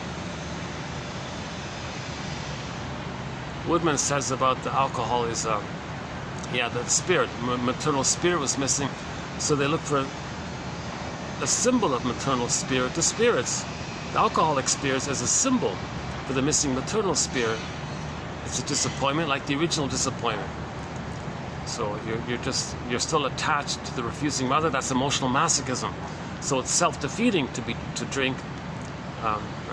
So the self-defeatingness keeps you tied to the mother who abused them as a baby. But that's their attachment to the mother. The attachment, they got to accept the pain. That's emotional masochism, have the pain with the mother. So they recreate the disappointment in a process known as repetition compulsion, with the fantasy that when we recreate and restage the original interaction that caused the problem, somehow magically we can have a better past, undo the past, get the proper past. It doesn't work, so there's the moros, or in the bellicose, and then the comatose, the hangover. And then you do it all over again with the jocose.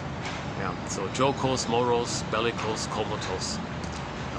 Burger means the hangover phase of the alcohol. That's the comatose, you know, you're out of it kind of. That's what it means.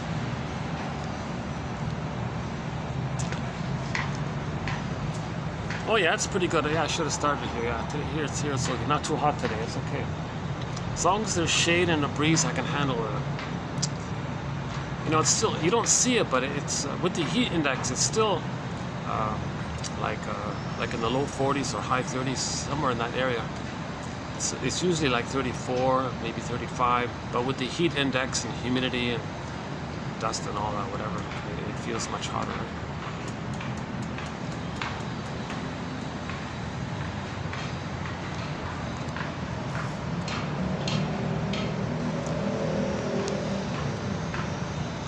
So what else does the baby do with attachment trauma?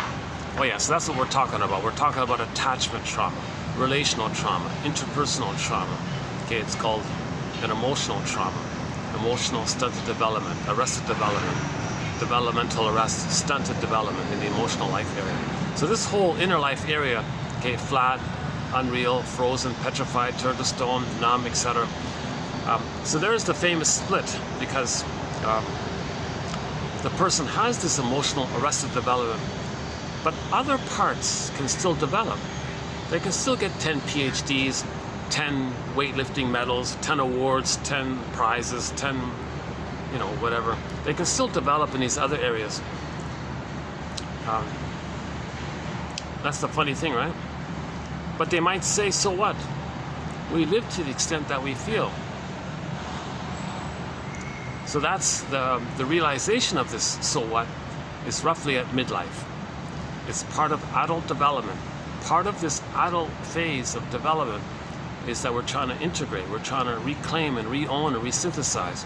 Get back to Robert Bly, so much of our true self gets put into this bag that's cold storage or frozen. We spend the rest of our lives trying to get it back.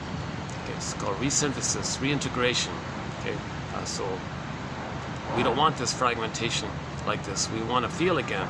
Joseph Campbell, we want to feel real. We want to feel alive. Velveteen Rabbit, I want to feel real. Come on, what does it mean to feel real? The wooden thing. Come on. The guy who made the toy made out of wood. He was saying, I pray and wish, please, that this boy can come to life.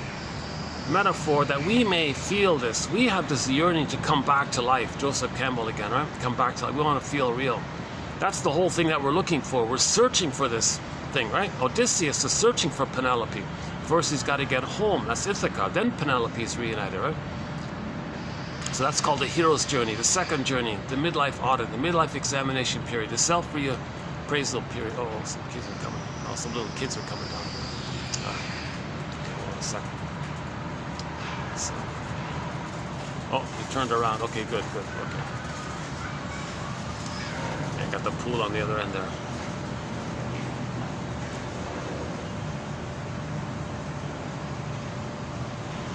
Oh, all right. This is the first time I've seen a sprinkler here. If I need to cool off, yeah, I'll go to this little sprinkler here. All right.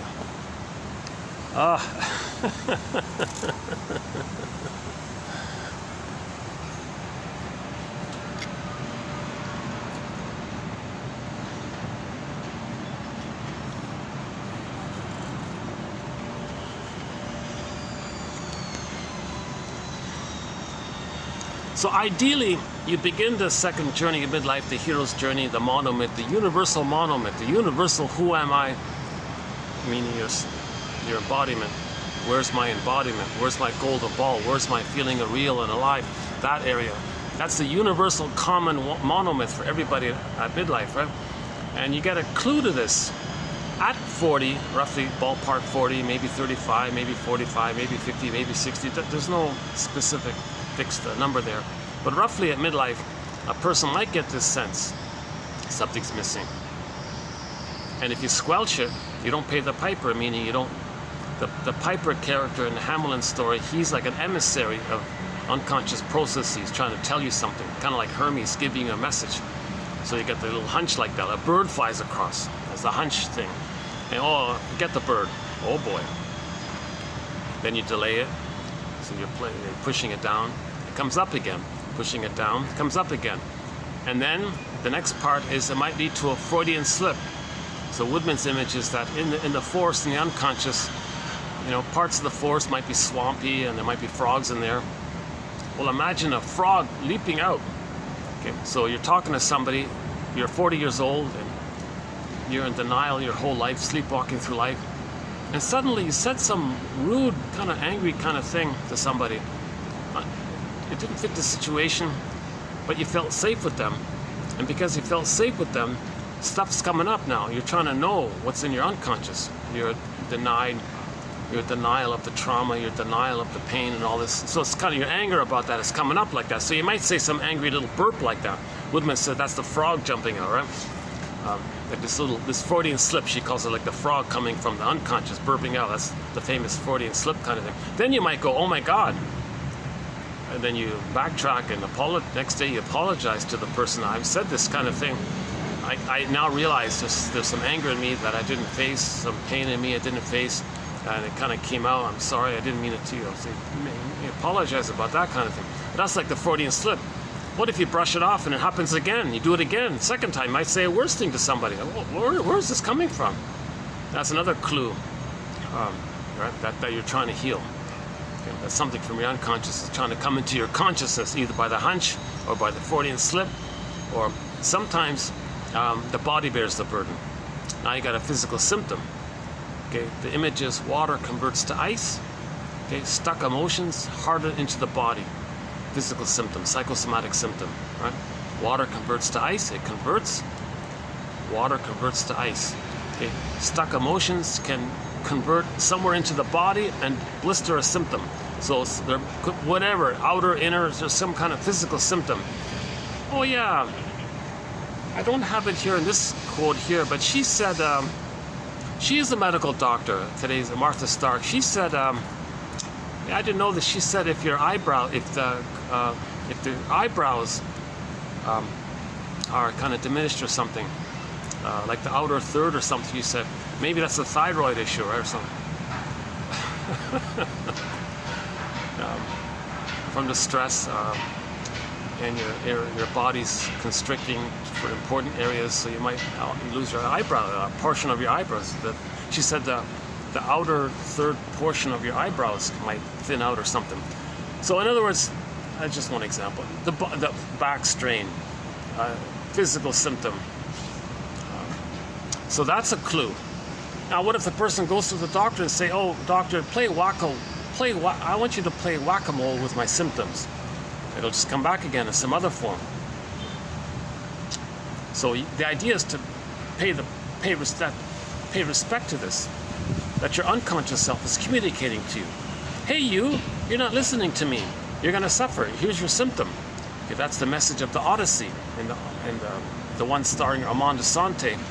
There's a clip on YouTube from the TV series, and the unconscious, personified by the myth Poseidon.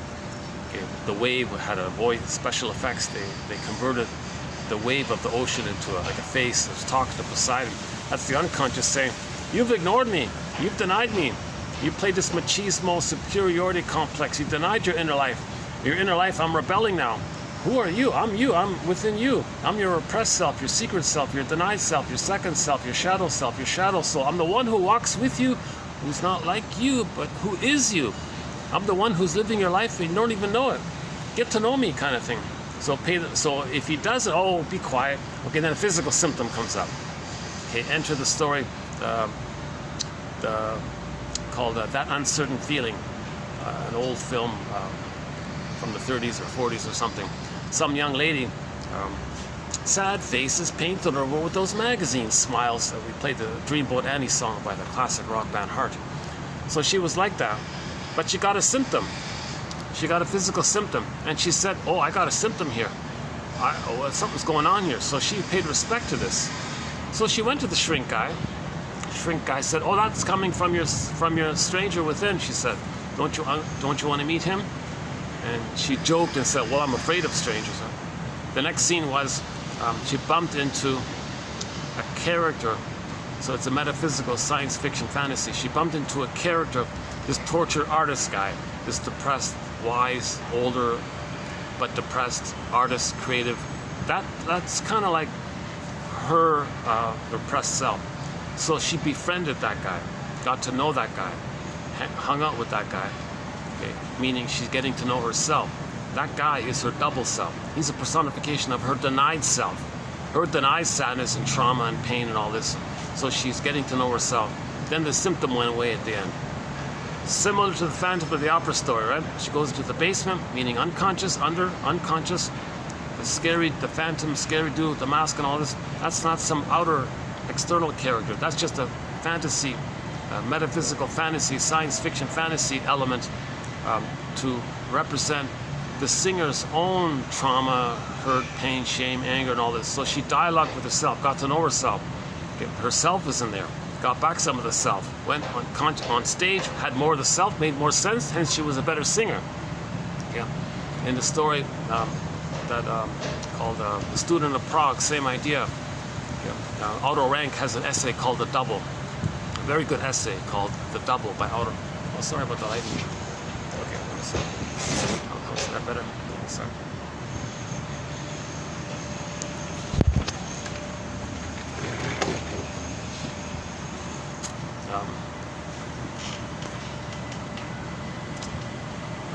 Yeah.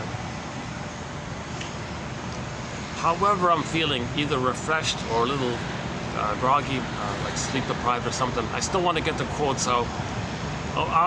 We've got some excellent quotes in the pipe, coming up.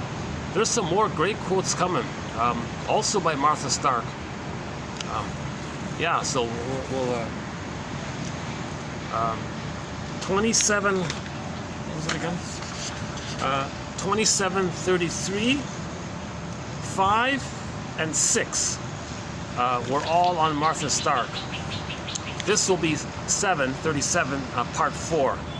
There's going to be a part 5, and I think a part 6 as well. So I think we'll be doing a 6-part series of Martha Stark's work. She teaches object relations theory in a as clear as I can get. She writes in a simple, friendly, helpful, clear way. That's what we need, right? So she keeps the jargon to an absolute minimum, barely any jargon at all, even. You can't help it, but there's going to be some jargon. Robert Bly says, "Oh, come on, people, forgive psychology for its jargon. Please, just forgive it, please, will you, please?" It's on a. I was on a cassette tape. He was speaking to an audience, an old tape I found. Yeah, it's probably somewhere on YouTube, somewhere to look around. Robert Bly, yeah. Robert Bly has audio, not just his poems. Forget about that. It's mostly about his, about the shadow self, the facing shame idea, and the interpretations, the myths and fairy tales.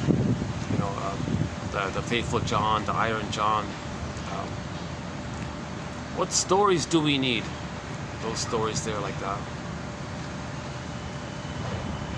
Man is a weary traveler, that one there.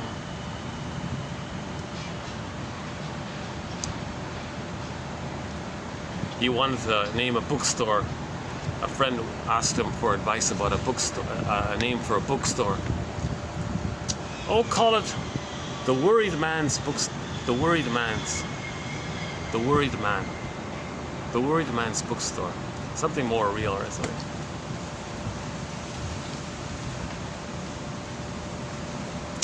People call him the grief poet. He emphasizes that acknowledging your loss is the doorway to your identity and your feelings.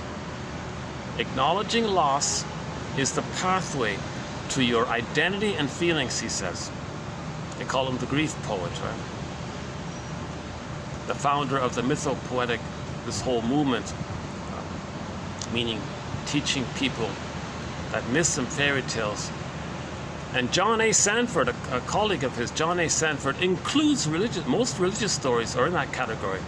John A. Sanford says that most of these religious stories, okay, meaning religious stories when in the context of when religion is being used as a tool of the pillage and the plunder, that area. Though, he says if you find a religious story in that side, not the victims of the plunder and the pillage, right, then treat those religious stories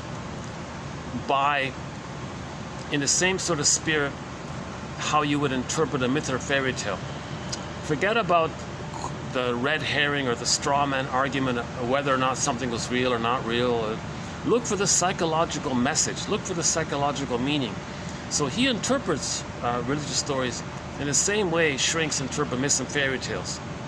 So he puts the four together: fairy tales, myths, religious stories, and dreams. All expressions of primary process mentation. Okay? The memories of our trauma early on, the unthought known, and the expressions of the unthought known, trying to make the unthought known thought. We want to make the unthought known thought, or formulated, or symbolized, or recognized. Then the ghost is laid to rest, and we can love life in the present.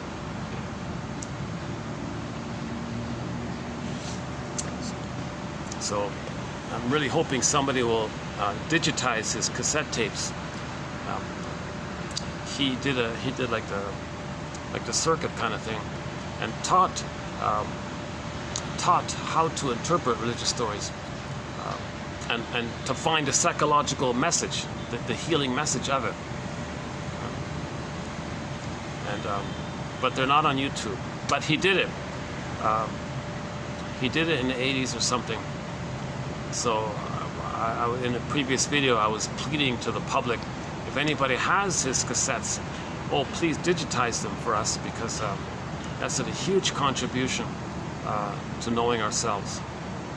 Yes, we can interpret prejudice, and we can know ourselves by the doorway of prejudice. Yes, by myths and fairy tales and emotional eating. A lot of little pathways to know ourselves. But that's a key one, if he can offer that. In the meantime, we have the work of Mel D. Faber. Good place to start is TQ 2118. 2118.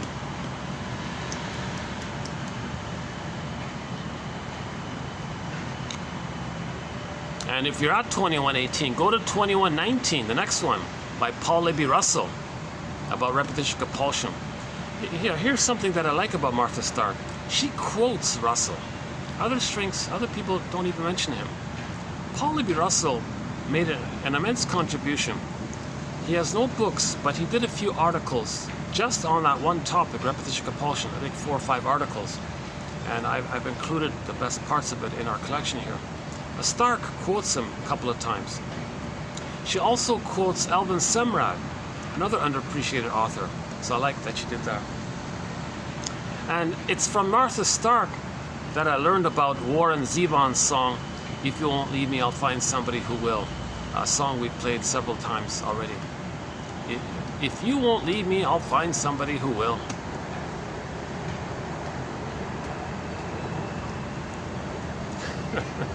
It's only a 45-second song. It was commissioned to be the theme song to a sequel to Route 66, which never got made, but the song was preserved. Great little song. So yeah, I think Martha Stark. I think Martha Stark and I sort of find the same types of things interesting. Maybe that's part of my enthusiasm with her work.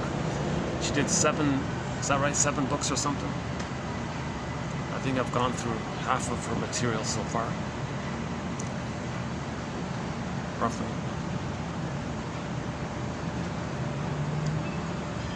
Another clue at midlife, or call, and whatever you want to call it, the call to take the hero's journey, is that the person has PTSD now. What the hell? The person at 40 says, wait a minute, why do I now have a nervous breakdown? Oh my God. He looks at the symptom list of PTSD. Oh my God, exaggerated startle response, irritable, impatient, sleepless, just kind of jumpy or something, and easily triggered or something. And he goes, wait a minute, check. I have PTSD. Where did this come from? Well, they had trauma. It was absorbed or sponged by the personality up until midlife. But it dries out roughly at midlife. Then it comes up. That's called delayed onset. So the trauma was there, but the onset of the PTSD, the post-traumatic stress syndrome from the trauma, it's delayed onset. It's just sponged down underneath it. With the swoon and the defense mechanisms and the repeating and the repetition compulsion and reenacting, not being aware of it, denial, the swoon, repeating. It's just kind of sponged like you're just in your repetitive thing. It's just sponged like that, and you're getting illusions and your hopes and relentless hopes and entitlement and your kind of rationalization. You kind of have this whole system of a personality structure, and that's what keeps the pain down and from coming up. But it's going to come up. That's the Poseidon saying, Odysseus, you're going to suffer. You're going to feel now. That's what he means with the suffer. In ancient Greece, that phrase suffer means you're going to feel the pain that you denied. So Odysseus listened to. So Odysseus did listen to Poseidon and went on the hero's journey. And at the end, 20 years later, he got his home, his inner home.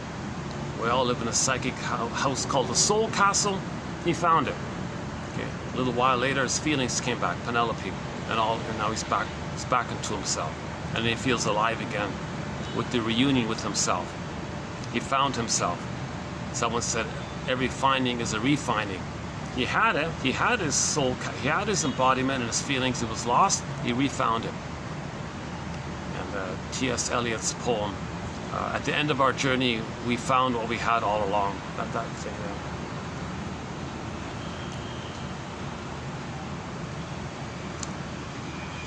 Yeah, and some people are adamant to not go on the hero's journey. That's a clue to how much pain there is. And there's a temptation that if they're getting secondary gains in some other way, they'll just make excuses. And then, of course, usually late in life, that's the story of Peer Gynt. Late in life, oh my God, he says to his soul, Solvik, disassociated feelings with Solvik. It's like Echo and Narcissus, right? Where have you been? Oh my God, was I looking for you? Oh my God. Well, now I'm going to change. Well, we don't know if he does or not, right? That's good. Ends on a question mark for the person, right? But in the Narcissus myth, he got no love. So he totally ignored Echo.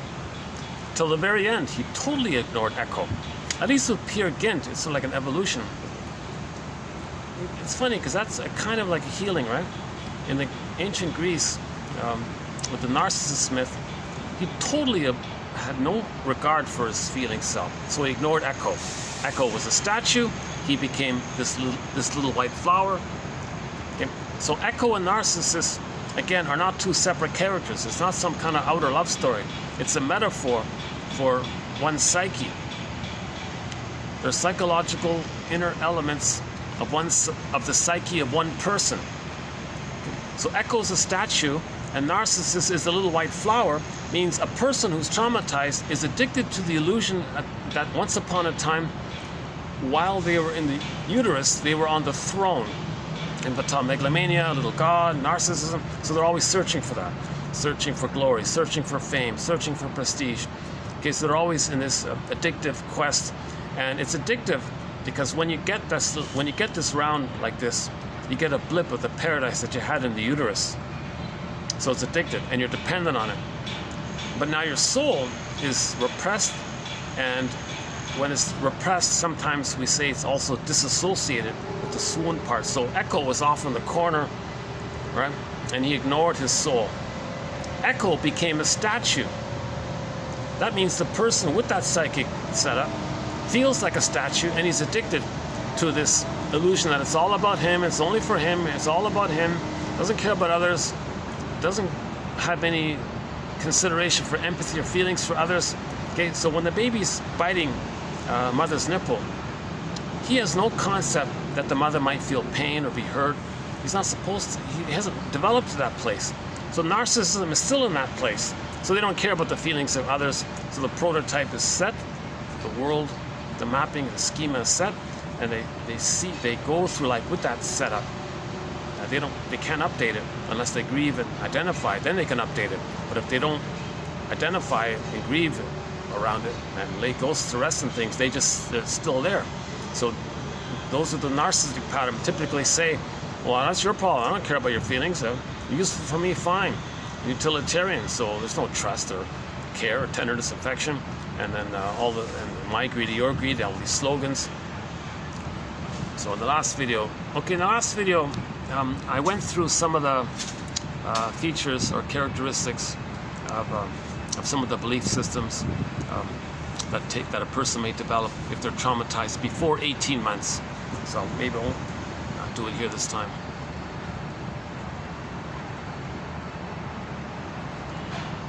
Yeah, I'm just noticing, I don't know if you can see it there, but there's the moon.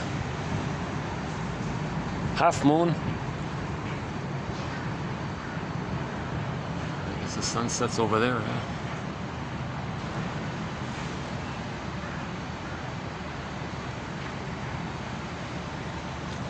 Yeah, so there's the yin and the yang, right? The moon is the yin, the sun is the yang. Yang is like the bright doing, and the yin is the inner feeling and the being. So the yin and the moon energy, the feminine spirit, the feminine principle, the yin, the being, it's the beingness, it's your connection to yourself. I feel the for I amness. If you have that, then your doing is normal, if you have that. Now if you're missing that, if it's damaged, then your doing is distorted. So you want like a proper balance between the yin and the yang, right? Woodman says, yeah, she says this, that the distorted doing or the masculine comes from the wounded beingness, feminine.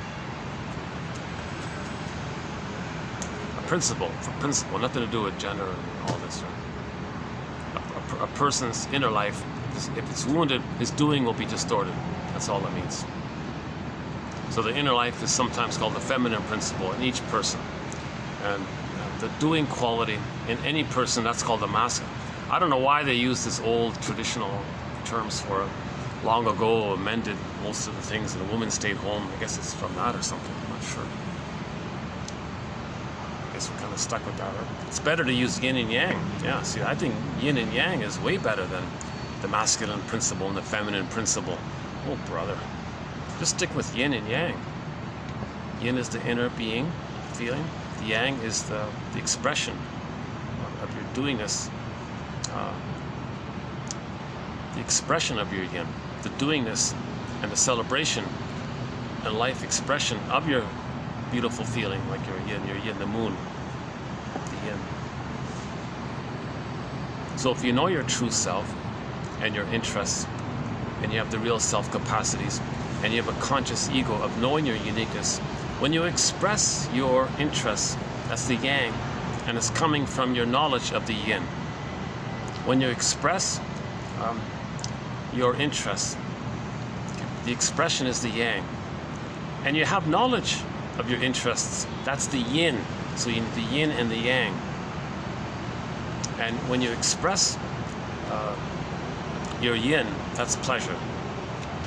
See, that's meaning in life, that's loving life, that's meaningful pleasure, loving life, that's normal development of I'm okay, you're okay. That's what we're looking for. We're looking for the place where we can express our interests. The interests come from a sense of self. The sense of self is there when the baby's loved. If he's not loved, he'll be angry all the time, entitled, looking for what is missing, and repeating this old past and the present. Lots of drama and lots of dysfunction and neurosis from this old trauma, crying, frantically frailing. So we got to observe what's all this. What's all this? Cry for love. Everything's love or a cry for love, right?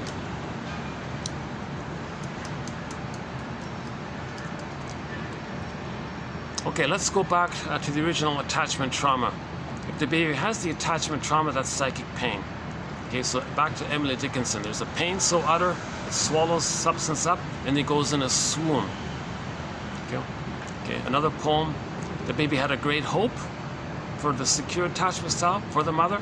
A great hope. All of his life force was searching for the nipple to latch onto, to suckle, to attach to the mother, and have a secure rhythm of safety with the mother, and the attunement with her, and the mother-infant dual unity with her, and the paradise with her, and the positive relationship with her. He had that great hope. It fell.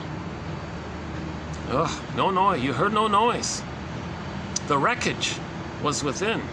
The damage, the trauma that was within. Oh, cunning tale, story. Oh, cunning tale, story. That let no witness in. No witness. The child can't know it. That's the scarecrow guy. Remember the scarecrow in the Wizard of Oz? He had no brain. He can't know it. That's a symbol that we can't know the trauma. That's the scarecrow guy. Now the child doesn't get to love life or have a path with heart or pleasure and interest. So that's he lost his heart, so to speak. He lost the spirit of his heart, his center, his love, and all this. Right? That's a tin man, empty, hollow tin man. He lost it. That's in another corner, and they're separate like that. Okay. That condition of the scarecrow and the tin man sort of separate like that, compartmentalized, and no link like that, can't make the link, can't have the knowledge of the trauma, the person feels disembodied because of that. That's the cowardly lion off in another corner.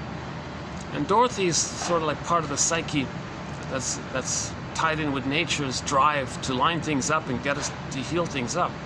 Or we can be like Dorothy and notice, hey, don't feel connected. Where's my love of life? Well, first things first, fix the scarecrow. Fix the scarecrow guy. Give him a brain. So that's what this is. These 10,000 quotes are to give the scarecrow a brain. This is to give the scarecrow a brain. We got to give the scarecrow within a brain. That's what this is. Okay? Knowledge, constructs, theories, hypotheses, questions, clues. Give them some ideas. Give them some construct. Give them something to work with. Give them some kind of consciousness. Okay? And keep doing it and weave it. Make it stronger. Okay? We don't want a straw house because the wolf blew it down. Okay? The wood house, okay, a little better, but the wolf could still blow it down. We need to get it to a brick house. Okay? So that's a firm ego. See, the brick house could house the residents, and the wolf went away. Because with a strong ego, you know that the wolf is not real. That the wolf, the hungry wolf, is just a symbol to express your projected traits of rage and oral greed onto that. So you know that you had oral rage and oral greed, because you know with the conscious ego, the greatest hurt of all, mother failed me. Mother was soul blind. Okay, so you know mother failed you, right? And that's a conscious ego. Then you're rage and oral greed by that. That's a strong ego. Then you can have yourself. So you need a strong ego. So first, fix the scarecrow. Okay, these quotes are like, I guess if you weave the basket, like the straw house, it can become firmer, tighten up the ideas, get it to a strong, so the image is the children's story, the straw house to the sticks house, to the wood house, to the brick house. So we want to progressively develop to a strong ego. Remember what she says here, Martha Stark, when you have a strong ego, then you can manage the horse. You can ride the horse, and the rider and the horse ride off into the sunset. So right off into the sunset. But with a weak ego, the horse is kind of flailing about or whatever, running wild or running out of control. You can't use it. It's not serving you. I'm still grappling with her thing about the horse and the rider and the horse. Do we have it here today? Yeah, it was in yesterday's quote. Yeah, not this one. Oh, she talks about Sarah. Oh yeah, we'll do her quote about Sarah. Yeah.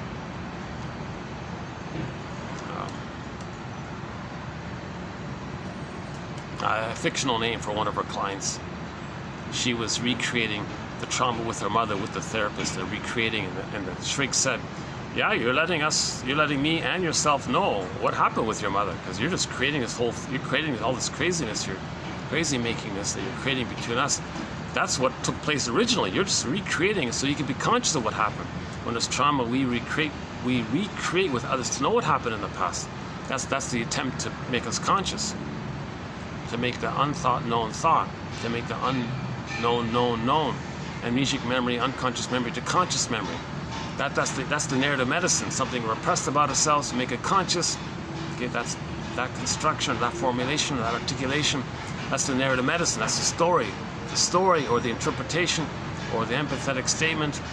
She likes to talk about empathy statements. If you make an empathy statement that acknowledges your pattern, your repetition compulsion, trying to know what happened in the past, your loyalty to the mother by imitating her, this fantasy that you're going to get mother's love in the past, someone could be the perfect mother in the past, but no, and you're entitled and you're angry, so being aware of the trauma. We're trying to be aware of the trauma. Right? Now, we're not aware of the trauma. Developmental trauma, we're not aware of developmental trauma. Now, a person might be aware of situational shock trauma, because they'll get PTSD sort of instantly, immediately, right? So they'll be aware of the trauma that way. But developmental trauma is buffered over with with all of the maneuvers of the mind to keep the thing denied. But it's still there. But that only lasts up until midlife, as part of nature's. The person's getting older and older, so it's coming up kind of. It needs to come up more and more, right? But I guess the youthful energy kind of. The person can maintain the illusions, I guess, up until midlife or something. Or they can't handle the pain, but maybe at midlife we can start to handle the pain. Or we have to learn how to handle the pain. So that's what she says here. We got to strengthen the ego. So these 10,000 quotes are helping us to build this basket, weave this basket, strengthen the ego, enhance the ego. Okay, so one image is just as, I don't know if it's still there, but those construction workers, right? Just as they're building that building, which when complete will house people, right? So first build the building, then it'll house the people. Well, likewise, we got to build our consciousness, then it'll house our feelings. The bird builds the nest, then there'll be an egg. Get intellectual insight, then there'll be emotional knowing. It'll house ourselves. So we want to house ourselves. We need a strong kind of a consciousness.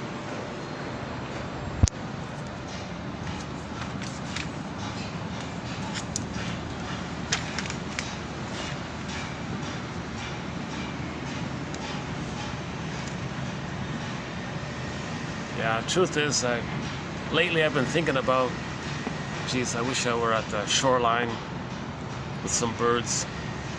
Last year, at summertime, I was on the shoreline for a while, and we did some nice videos. And here's a funny thing about that. It's still an open mystery. I did 17 videos, I remember, in the summer of 22, on the shoreline. Herons, loons, seals, mosquitoes, bees, fields, sandy beaches. Okay, some seaweed, that's okay. Waves, like nice rocky shoreline, backdrop kind of thing. I did 17 videos outdoors. They were nice. I was on a lawn chair. 17 videos. I don't know what happened. Poof, they were just deleted from my account. I'm kind of suspicious about that. It might have been an accident somewhere, somehow. I don't know. But maybe. But anyways, the important thing is the quotes are preserved. So what I did was I just posted a short video, a 20-minute video. That's the one when I was in Germany, in the park. I just made a note about it, and I reposted that video 17 times to allow me to repost the quotes that got lost. So the quotes are saved, But my 50 hours of commentary done in the outdoors on the shoreline is lost. And there were some birds flying around. That was kind of a pity. So I had this thought that it'd be nice to kind of do that again, right? You could walk, sometimes I could walk on the sand, or I can walk on the cliff kind of thing, like on the rocky shoreline. We had some sunsets. Yeah, we had some sunsets. Yeah, that was some of the nicest videos I did. The ones done on the shoreline about a year and a half ago. So I was thinking how nice it would be if I had that again.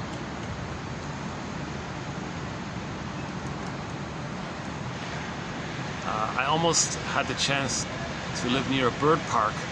I was going to do these videos in a bird park with all birds flying around. Missed that.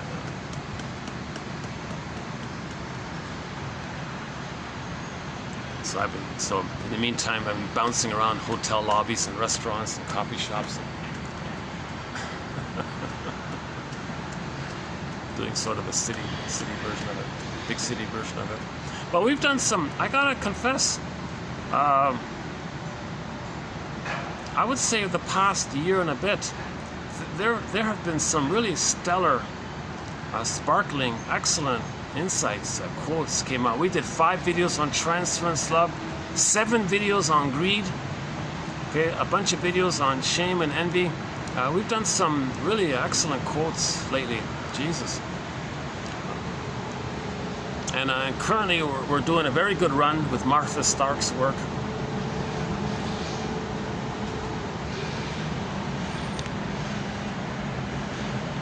Oh, let's check the battery. Let's see. 90%. All right, yeah, it's working. The battery's charging up again. Good.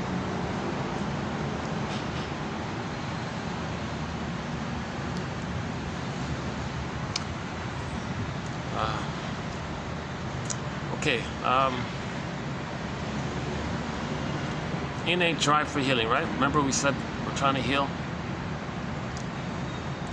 Because the baby's brain, when he's traumatized that early on, doesn't understand time. There's no time.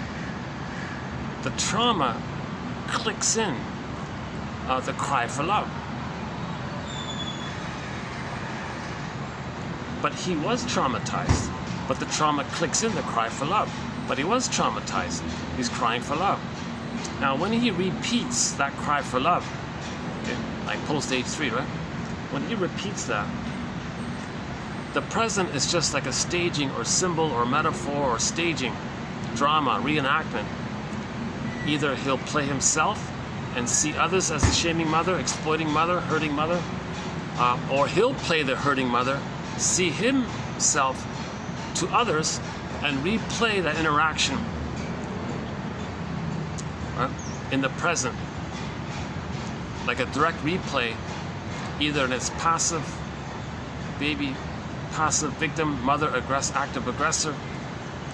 He'll replay that thing in the present, either in its direct way where he was passive and others reject him, or he plays the shaming mother and finds someone else to play him, and he replays that thing that took place. So he recreates the exact same thing with the grand fantasy that by doing so, somehow magically, he's gonna be put into some kind of magical time machine, some magical morphing machine, get back to that place and get the love that was needed and not be traumatized. But the issue is he's doing this because he was traumatized.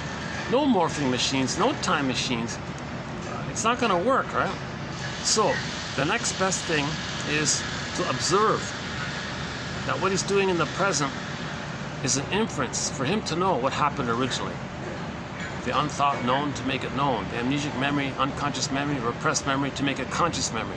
So he's repeating, he observes himself like a theater thing, observes what he's doing, and he might say, oh my God, am I treating others for me, in a way, for me to know how my mother treated me? Is that why I'm doing this? Because I'm trying to know how I was treated, so I'm treating others that way, and that's for me to know how I was treated? Or he recreates disappointments again and again. Oh my God, Am I doing this to know that I was disappointed with the mother again and again? So we keep repeating again and again, like a record thing on a turntable, until we become conscious. We repeat, searching for memory. We repeat, and when we find memory via the story, we stop repeating. So let's quickly do Edmund Berger's metaphor of the record, the 45 disc record. So the child, when he's traumatized, he's in this constant state of a cry for love. Everything's love or a cry for love. Normal development, he loves life. He's expressing his interest, meaningful. He's loving life. He's enjoying life. He can mourn. He can make I statements. He can love. He can affectionate, playful. He's delightful experiences. Being an elder, feels warm, feels embodied. He's loving life. He's enjoying life. He's got a strong ego. He can ride the horse. Or the little boy plays the flute. He can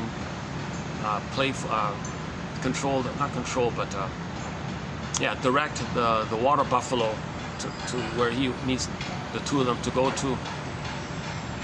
So there's no conflict in the present, right? So he has his golden ball, he has his ontological self, his psychological self. I feel the forever self. That's normal. So he feels real, he feels alive, so he's loving life. If he doesn't have that, there's going to be a cry for that. So love or cry for love. So in trauma, imagine a 45 disc record called and the song is called The Cry for Love. Now this cry for love is synonymous with there being an inner conflict. The cry for love is expressed via this inner conflict. What's the inner conflict? The wish and the fear. Baby had a wish or a need. The memory was mother gaslit him, shamed him, used him, whatever, psychic pain. Okay. Then later, to know his needs, let alone his feelings, remembers the pain. Doesn't want that pain, so don't know his needs and feelings. He has the needs and feelings, but he doesn't want the pain, so don't know his needs and feelings. But his needs and feelings are still there, but the pain is there, so the wish and the fear, that's a conflict. It's repressed, okay? It's repressed on a 45 vinyl disc record. It makes the person neurotic because they're not loving life. If you're not expressing your interest and acting as like a member of Homo Traumacus, and others are members of Homo Traumacus, three-dimensional, they're crying for love, you're crying for love, they're expressing love, you're expressing, this whole area having a history, members, we're all family, we're all cousins, okay, we're all Africans, some lost a tan, we're all cousins, we're all members of this one earth family called Homo Traumacus, earth family. This kind of normal kind of attitude and appreciation that yes, people lived in different places, so there were trivial biological variations. Less sun, less melanin, shade of beige instead of shade of brown. Okay, maybe the diet, bigger bone, just some kind of trivial biological variations. But we're still from that same hominid, okay, called Homo bodoensis, and we used to be an early version of us called Homo bodoensis by one theory, and it took us 1 million years to become our current us called Homo sapiens. But then 10,000 years ago, we became a traumatized version of ourselves accidentally due to the mismanagement of our discoveries in the brain chemistry and our reactivity, where we traumatize ourselves. And when we traumatize ourselves in the confusion, when babies are traumatized, they think their mother short-sold their soul, stole their land. Now we entered into Homo short-sellicus. Now we're short-selling the planet because mother short-sold us. Mother gave us poverty, others are given poverty. Mother stole our inner soul castle, our land, so outer land is being stolen. So we have a thing called the 49 symptoms of Homo Traumacus. The most current run-through of the list is part 3 of 25. That's a 7.5 hour video. There's a long build-up to it to lay the foundation, and then we ran through the 48 at that time, and then at the end of it, it's just sort of like a winding down kind of thing. So that's not too bad. It's a good introduction to the 48 symptom. Well, now it's going to be 49, right? This issue of soul blindness is the 49th point. So a week ago, 2 weeks ago, we did the 48 symptoms. So we went from global village to global pillage. Homo naturalis to homo short salicus. Somebody said homo economicus, homo traumicus, same thing. Okay, tolerant personality, prejudice personality, village, pillage, and the naturalis, homo economicus, homo short salicus. In the homo short salicus, mother hated the baby's goodness, identifies with the aggressor, and then has envy. So we're destroying the goodness of the planet because mother destroyed our goodness. Envy means hatred of the good. Baby believed that the mother hated his goodness, identifies with the aggressor, okay, repeats and treats others the way the mother treated them, to have the attachment in the ongoing attempt to save her, be loyal to her, bond to her, the adhesive, crazy glue attachment to her, imitating her, trying to save her, got to be loyal to her. So to be loyal to her, he treats everyone the way the mother treated him. From the baby's perception, mother hated his goodness, so he hates goodness. Okay? So that's why we're short-selling the planet. Okay? That means, short-selling means envy. Something's good, make a profit, buy the wreckage of it. Well, the mother got a benefit when she wrecked the baby, when she used the baby, she got some kind of benefit. So this whole area, we talk about pollution and the ecology, and a whole list of interesting points in that area. Prejudice, of course, comes from there. That's a tough one because as I post this, millions of people are being pushed off their land as I speak. Very, very disturbing phenomena, and so their whole country is made inhabitable. They're bombing the place, and no one can live there. To push 2.5 million people away, but they have no place to go. They're homeless refugees, and no water, food. And neighboring countries can't. So they're just trying to be pushed away because they want to steal their land, kind of thing, right? Now, in the process of this, they're just massacring 20,000+ people were just murdered, just in vicious indifference, cold. Because sometimes with trauma, there's a brain lesion that makes people indifferent and cold. So it's shocking that 20,000 people, many children, mothers holding their babies, just blown up, just killed, and because they're trying to push them away because they want to steal their land. Because the perpetrators were perpetrated upon when they were born, and they were removed from the mother, put into a separate room, given a bottle, and in some cases you enter into the CIRC issue, which caused immense stress on the brain. Now the brain is an organ. The organ can get damaged, and when the brain has a lesion, Catherine Malabo says it can make a person indifferent and cold. So now she calls it the new wounded. Yeah, so we did that video a while ago. Yeah, at the Swan place, we did that video. So I won't get into this here. I just gave you a little tiny teaser. But we'll update this issue of the 49 symptoms of homo traumicus. We talk about the pillage, breaking the ecology, and the stolen land issue. And so land is being stolen by pushing 2.5 million people away. And in the process to push them out, they've just murdered in cold, vicious, indifferent blood, made some excuse, twisted around, say they're the victim, those innocent people. Because the innocent people, there was a brainwashing campaign for decades to see people with, now we're getting into this issue of when there's trauma, the baby's one with the mother, but the mother's hurting him. And the only goodness of the mother is milk, or the powdered stuff. But they don't say I'm milk, they'll say the color of milk, I'm white. No, they're not white. They're a human being with a shade of beige tone of skin. Because over time, with more trauma, in different places, the child rearing methods changed in places where there was less sun. So they just transferred that there. So when there's more trauma, with the fusion with the mother now would be just food, and the food is milk, and the milk is white. They say, oh, I'm white, milk.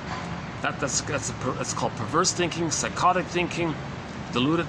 This is the primary process mentation. Nobody's white. Nobody's black or white. Forget this jargon.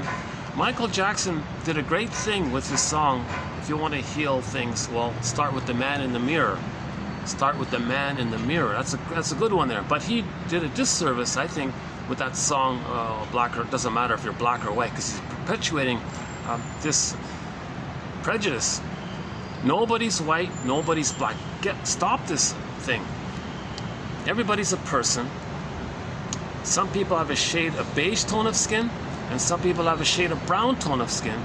That's it. Nobody's white or black. And don't say he's a shade of beige tone. Say he's a person with a shade of beige tone of skin. But if he says he's white, okay, that's a sign of greater trauma. Because he's the mother. He's identified with the aggressor. The aggressor was mother, but mother was milk. So he identified with the aggressor. So when he says he's white, he's got a mother complex. Okay. Now the mother took away his soul castle. They identify with the aggressor. Then they have a slogan called "Principle of Discovery." So for past whatever, there's this jargon called the principle of discovery. Make it sound official, right? Fallacy of authority. They say something authoritative to hide the psychosis. So principle of discovery means, well, if we with a shade of beige tone of skin find something with those with a shade of brown tone of skin, well, then automatically it belongs to those with a shade of beige tone of skin. Oh my God. That's called principle of discovery. The indigenous people say, could you please stop this? Oh no. And now we see it. 20,000 just got murdered to this end. Well, we got a shade of beige tone of skin. You have a shade of brown tone of skin. Oh my God. Well, they don't say shade of beige. They say we're white. We're white. You're not white. That's loyalty to the mother who took away their inner land, their soul land. They stole it. So they steal other people's land as a symbol to communicate their mother stole their land. So people stealing other people's outer expression, that's a symbol to know that the mother did that to them emotionally.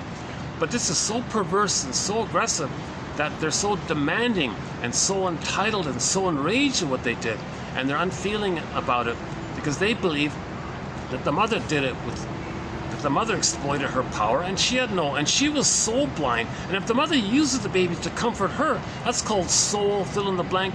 It's Leonard Shengold's term, which is what's happening with the 20,000 people being that ED as a communication that they were soul fill in the blank ED'd by the mother. Leonard Shengold's term. I don't like using that phrase, but it's a tough one to do. So we don't cover. I'm not a shrink. I'm not a medical doctor, so I don't really cover the more that 2% or whatever it is that have the brain lesion like that, according to Malibu. Now, Jeanette Paris says that it doesn't necessarily have to be CIRC that causes that. It can be just cruel coldness with the bottle and the powder stuff and being removed and mother not around or mother's had it. The emotional trauma can register in the brain and being recorded as physical trauma. Then they act in a physically traumatizing way to express the emotional trauma, because the brain doesn't distinguish it, Jeanette Paris says. So one of the suggestions was, let's be aware of this, then people will stop this cruel repetition compulsion. To heal intergenerational trauma, start with that. Hand the baby to the mother, leave the cord, leave the placenta, no CIRC, fill in the blank. Let's jump to the first quote here by Martha Stark. Had the client, as a very young child, had the experience, at least for a while, of having her every need recognized and responded to by a parent who could have allowed herself to be possessed and controlled by a parent who could have allowed herself to be shaped by her child's evolving relational needs, by a parent who could have allowed herself to be found as a good object, then the client would now, as an adult, have a much greater capacity to tolerate the separateness of her objects and a much less urgent need to pursue them relentlessly in an effort to make them over into the good, responsive parent she should have had early on but never did. See, this is just one way of saying that the baby needs a secure attachment style, where the mother's there for the baby, allows herself to function as a symbiotic object for the baby, no way, in any time, shape, or form, to any degree, does the mother use the baby as a teddy bear or a parent or some soothing way to comfort her. That's the issue. The mother's got to allow herself this one-way function, where she's just there to emotionally feed, respond, soothe, see everything one way for the baby, feed the baby, not expect the baby to feed her.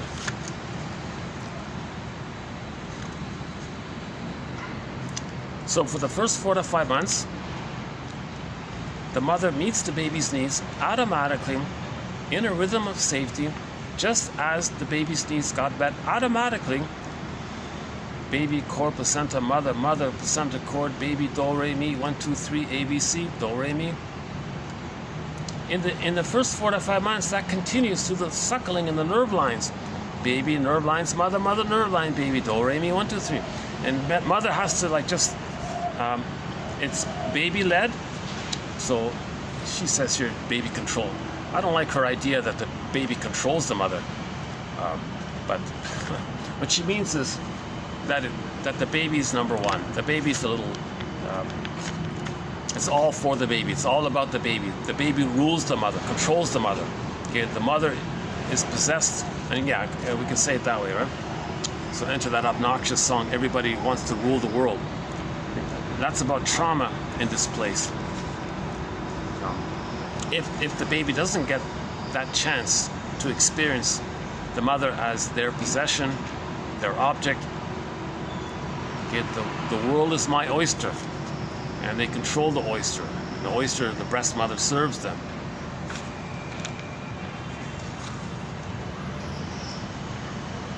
Now that's from 4 to 5 months. Just a footnote here, when the child hatches out, starts to hatch out of a fusion, he still thinks he rules the world up until 18 months.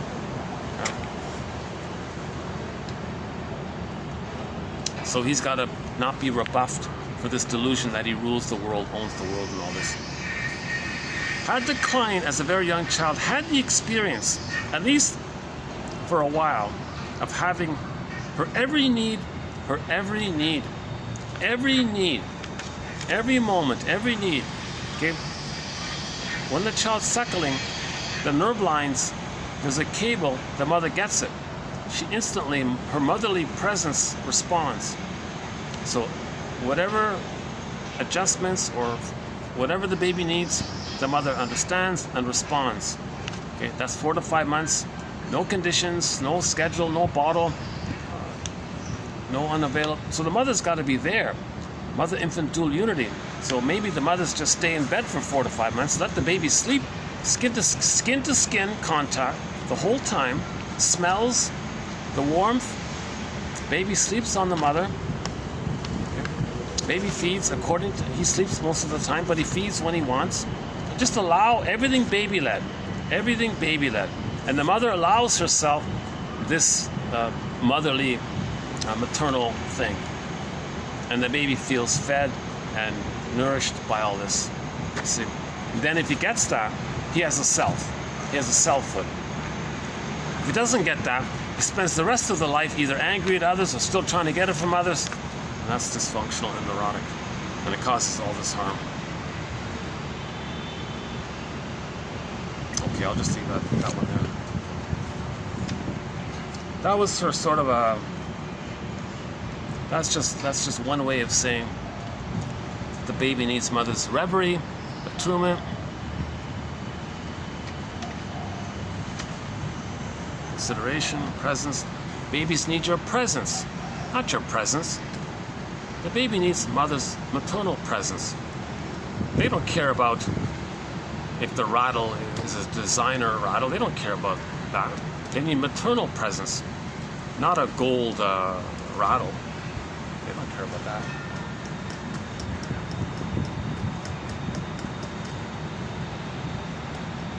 Because if the maternal presence is not there, he may then use his thumb to stand in for the nipple to soothe himself, thinking he's got to give himself the nipple with the thumb. And then back to the cigarette issue, and maybe the triggering of that soothing, maybe the cigarette functions in that way. But not just a cigarette, it could be any kind of oral thing, stimulating fluid, emotional eating, comfort foods, cookies, ice cream. It's also in that category. So let's not pick on the smokers and alcoholic. It could be emotional eaters and cookies and any kind of sweets or something. Whenever a person's eating not for physical needs, whenever they're eating to deal with emotional hunger, not physical hunger, there's a difference there. So our lead author here is Roger Gould. His book is called Shrink Yourself, that one there. Oh, 1 second. How are we doing here? The battery's charged, 5 o'clock. All right, we're doing okay here. I've only got about a half an hour before the sun goes down. Less than half an hour.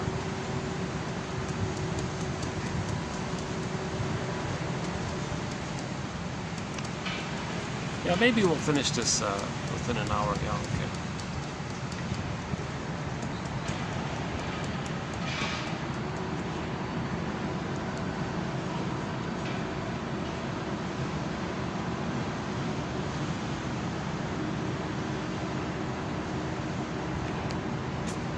Yeah, so let's finish up the issue with the record then. So the metaphor for repetition compulsion is Edmund Berger's theory about the record, the 45 record, the cry for love. It's one tune, one song. That 45 only has one song, right? Only one song. Side B is the same song as side A, or on side B, there are no grooves, it's just flat or something. Just one song. Every neurotic is a music enthusiast, but he only has one record. Carries this one record with him everywhere he goes. Every time he sees a turntable with never-ending fiery ardor, he spins off that tune. He recreates, reenacts that tune, that cry for love, with others as stand-ins for the past, and he restages the thing in the past. Now, when he restages the past in the present, thinking he's still in the past, it takes two forms. If the trauma is before 18 months, where the child didn't get that experience of ruling the world and all this, controlling the mother and all this, he didn't get that. When there's trauma before 18 months, that's so painful, the child can't know himself anymore. He sees his shame self onto others. It's still there, but he tricks himself to think others are it. It's back to projection. So what does he do? He's very emptied out by this. If he can't even accept his wounded soul anymore, what has he got left? Yikes. Okay, he regresses and takes refuge to that image that he had of himself, that once upon a time in the uterus, he was on the throne and ruled the world. That one there, right? So he's searching for that. He thinks that's him, that should be him, or that is him, and he's always trying to get that kind of orientation. So in the Pied Piper of Hamelin, the guy was singing the song, I Want Fame and Prestige. Emily Dickinson's poem, 1702, Fame is a Fickle Food. The crow didn't even want it. The crow with ironic caw flew away, and the man wanted it. 1702, Emily Dickinson, Fame is a Fickle Food. Okay, the Pied Piper of Hamelin story, 1957 family film. He wanted prestige. Okay, the Peer Gynt story, search for glory. Narcissism, so cynicism gratifies it. Schadenfreude gratifies it. The superiority complex gratifies it, because that's the superiority complex is a defense mechanism to not feel the inferiority shame complex. Huh? Analogous, parallel with it, simultaneous with it is the emotional masochism, a defense against the pain of that.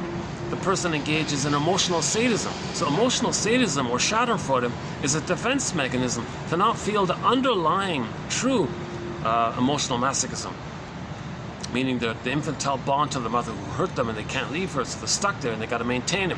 To not feel the pain of that ongoing maintenance of being attached to the shaming mother, they distract themselves by saying others can be the shamed one and they'll be the aggressor. So they take refuge in the grandiose part self. So they think they're a little god now. Okay. Now, the baby must attach to the mother. He must have some kind of convoluted attachment to the mother. No baby can make it without a mother. Fairbairn says, yeah, the baby would rather have an abusive mother than no mother.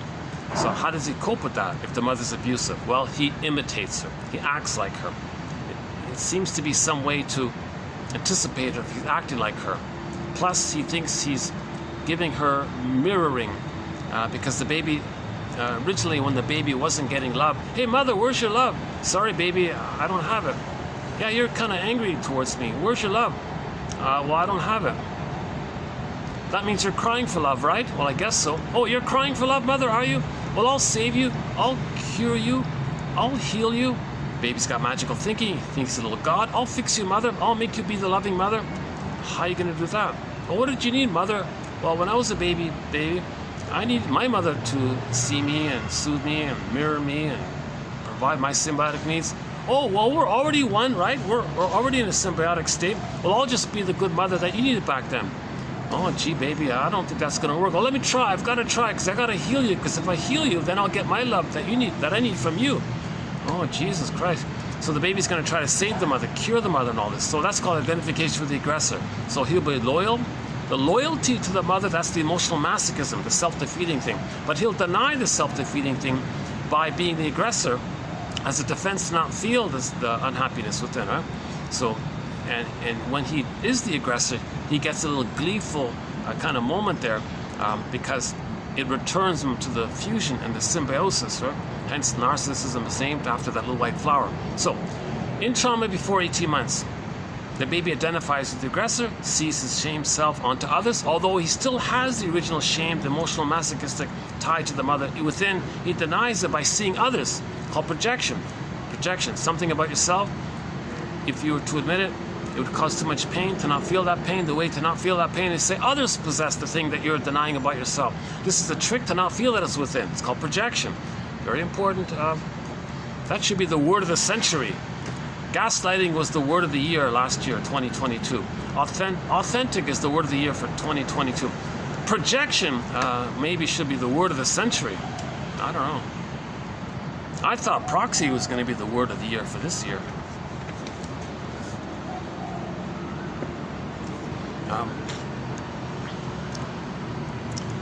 Yeah, I'm a little. Yeah, I'm a little short on. Didn't get my full sleep cycle. I feel a little.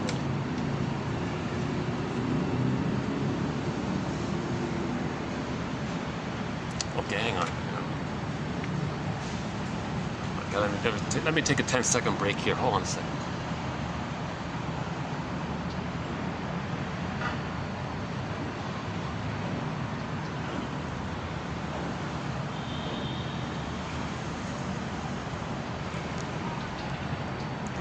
Let me calm this down a bit.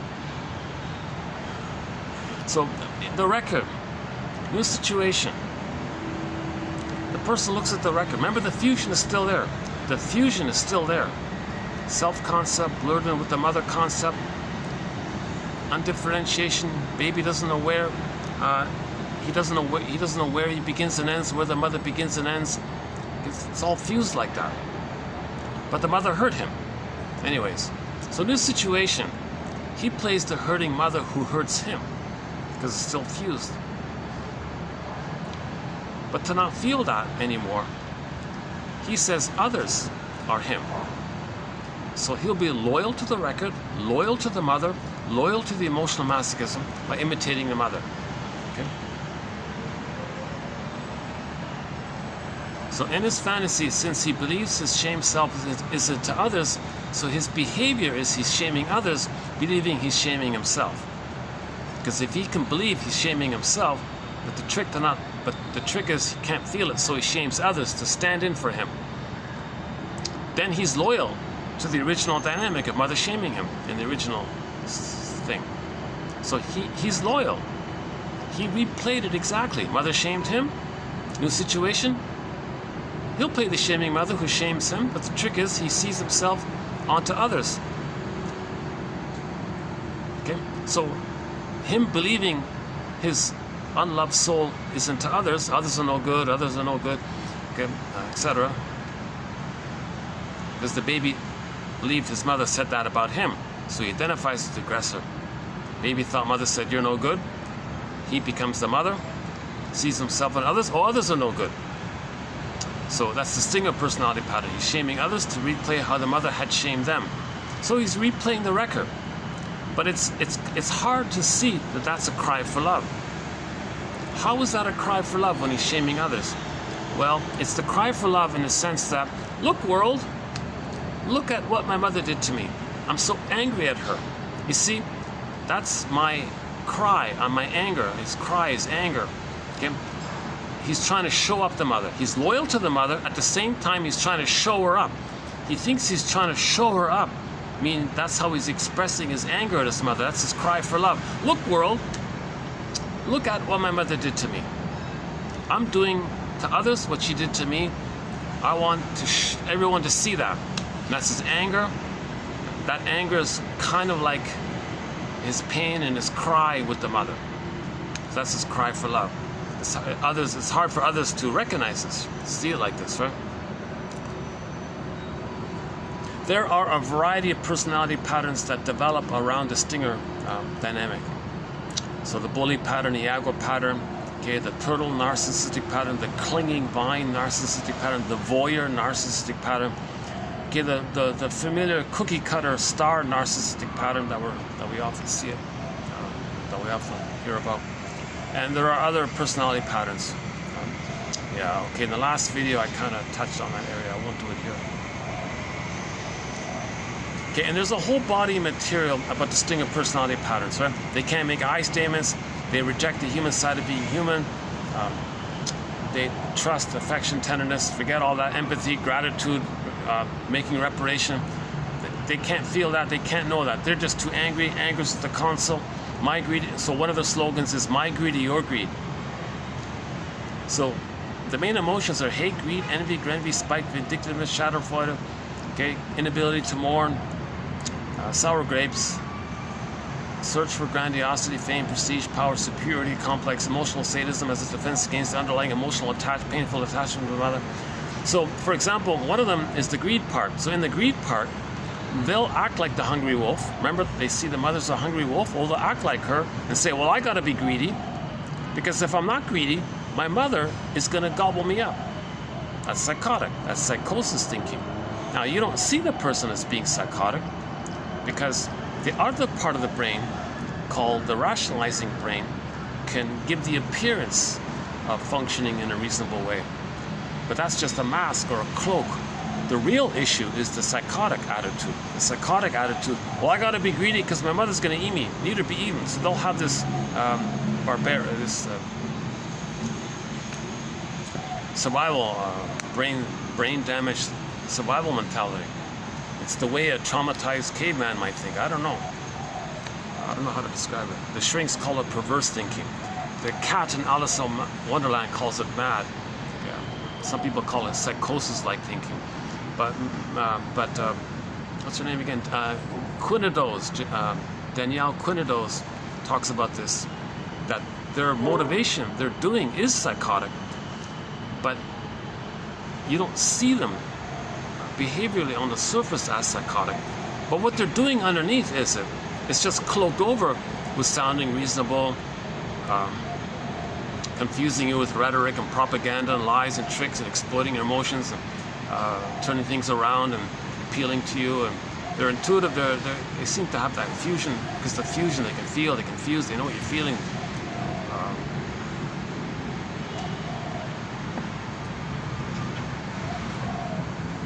So this is known as rationalization, when you want to give the appearance of being reasonable to hide how you're being unreasonable.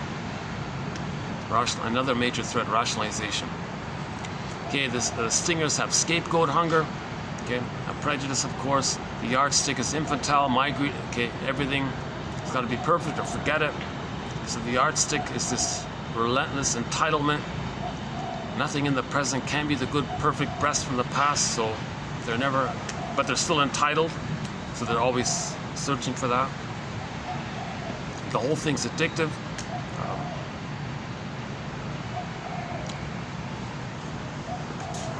Oh, excuse me. Oh, the sweat's drying on me here. Oh, yeah, the breeze, maybe the breeze. Change in temperature. That's the first time I sneezed on a camera. How about that? I've done 1,000 videos. I think that's the first time I sneezed on it. maybe the second, first or second. First Time for Everything, a song by the band Coney Hatch. First Time for Everything.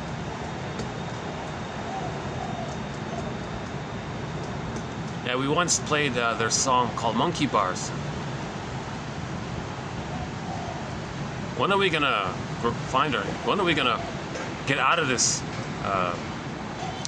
monkey mentality? With trauma, we revert to the simpler attitude.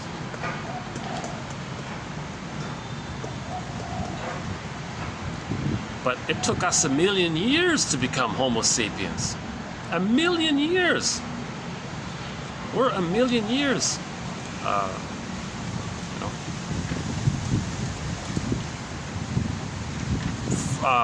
of the advanced hominid line.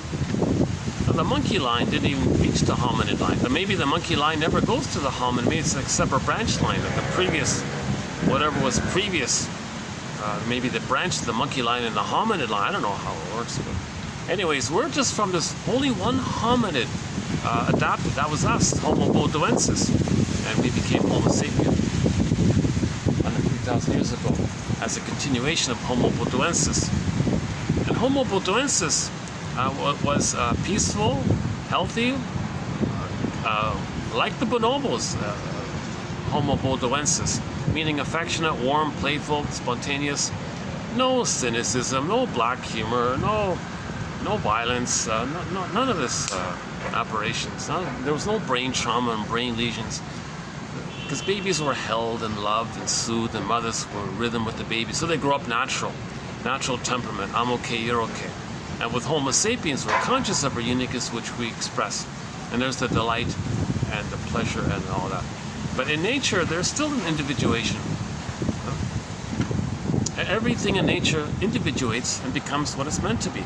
But for humans, the uniqueness with humans is we can only express our uniqueness via a consciousness of it. That's why we love nature and animals, because they become what they're meant to become. They're embodied, and now they don't have a consciousness, but we acknowledge that they became what they're meant to become. With that kind of presentness, being embodied and present, like your pets are embodied. So we're missing that kind of quality, right? So we project our admiration. Gee, look at that, look at that film,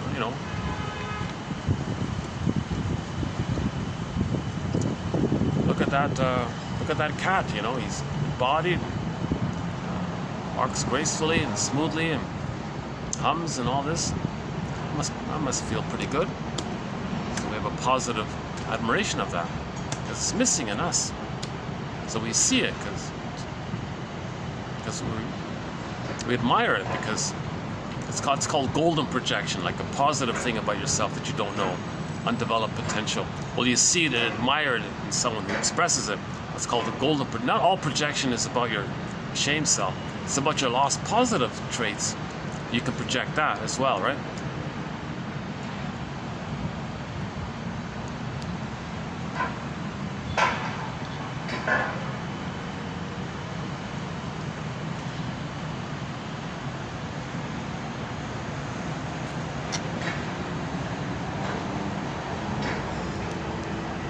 Okay, for more information about the stinger personality patterns, the scapegoat hunger, the slogans, some of the songs they like, the double think, the trance logic, okay, and there's a body material that I think is important about the stinger personality patterns. That's in the last video. Okay, the clinger personality patterns, the pleasers, the caretakers, the clingers, they hold on to the original I'm not okay, you're okay, that all babies begin with, right?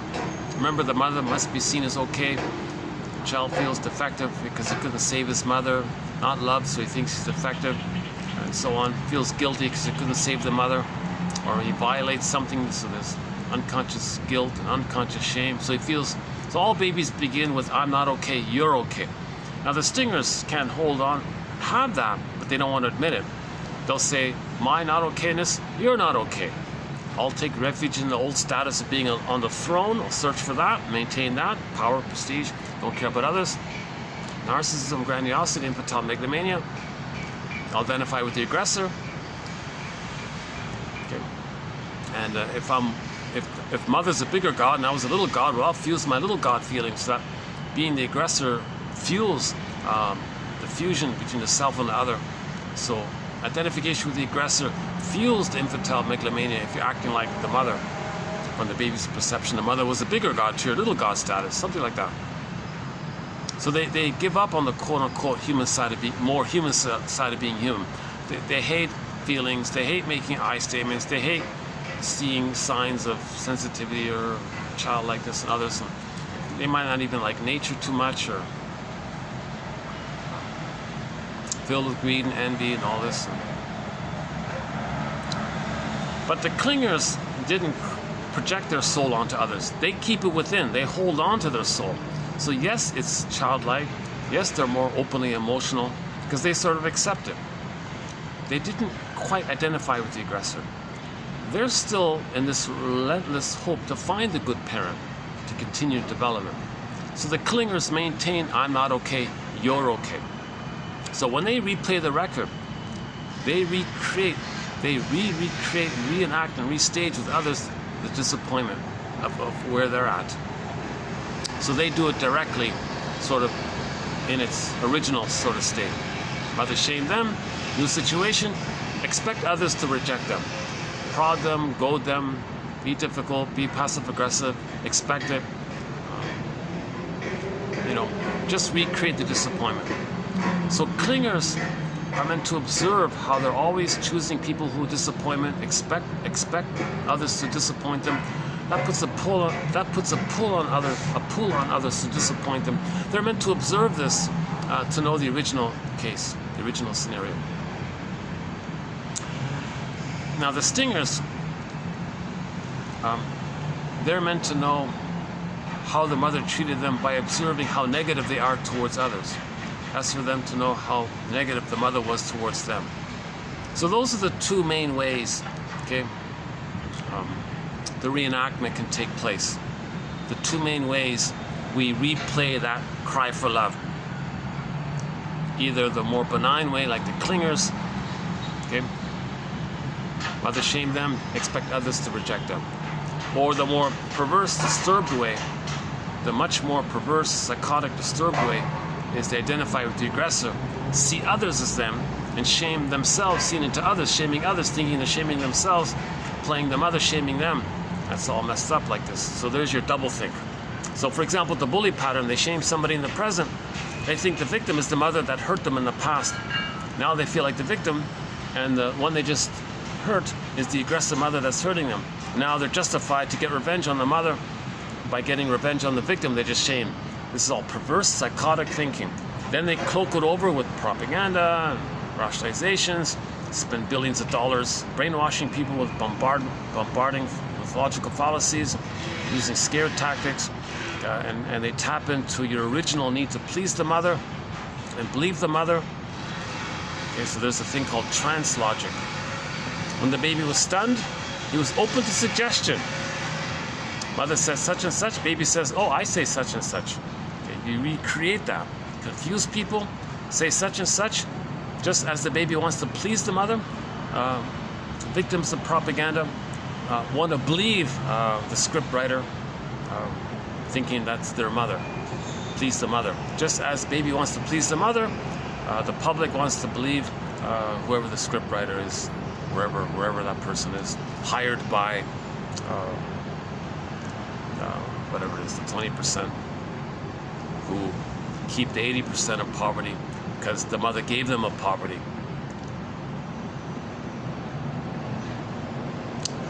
Principle of discovery, that's the loyalty to the mother. So, Mr. Freud was right. That's called the mother complex. Mother complex, Oedipus complex, Electra complex means you never got enough love to know yourself. So you're fused with the mother, trying to save her. When you recreate that kind of mess, a lot of people are being hurt because you're trying to communicate that the mother hurt you. back to the 49 symptoms. Okay, maybe let's run through Martha Stark's quotes here. So this is part 4 of a series of quotes by her.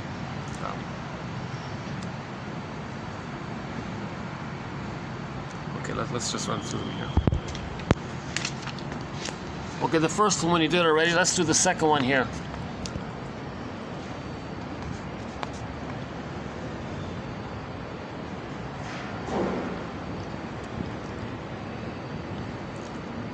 It is never enough that the client simply find a good object to compensate for how bad the old object had been.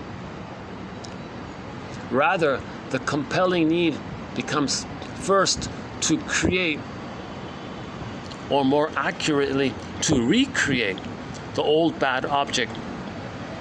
The comfort of the familial, and therefore familiar, right? Family, familiar, and then to pressure, manipulate, prod, force, coerce this old bad object to change.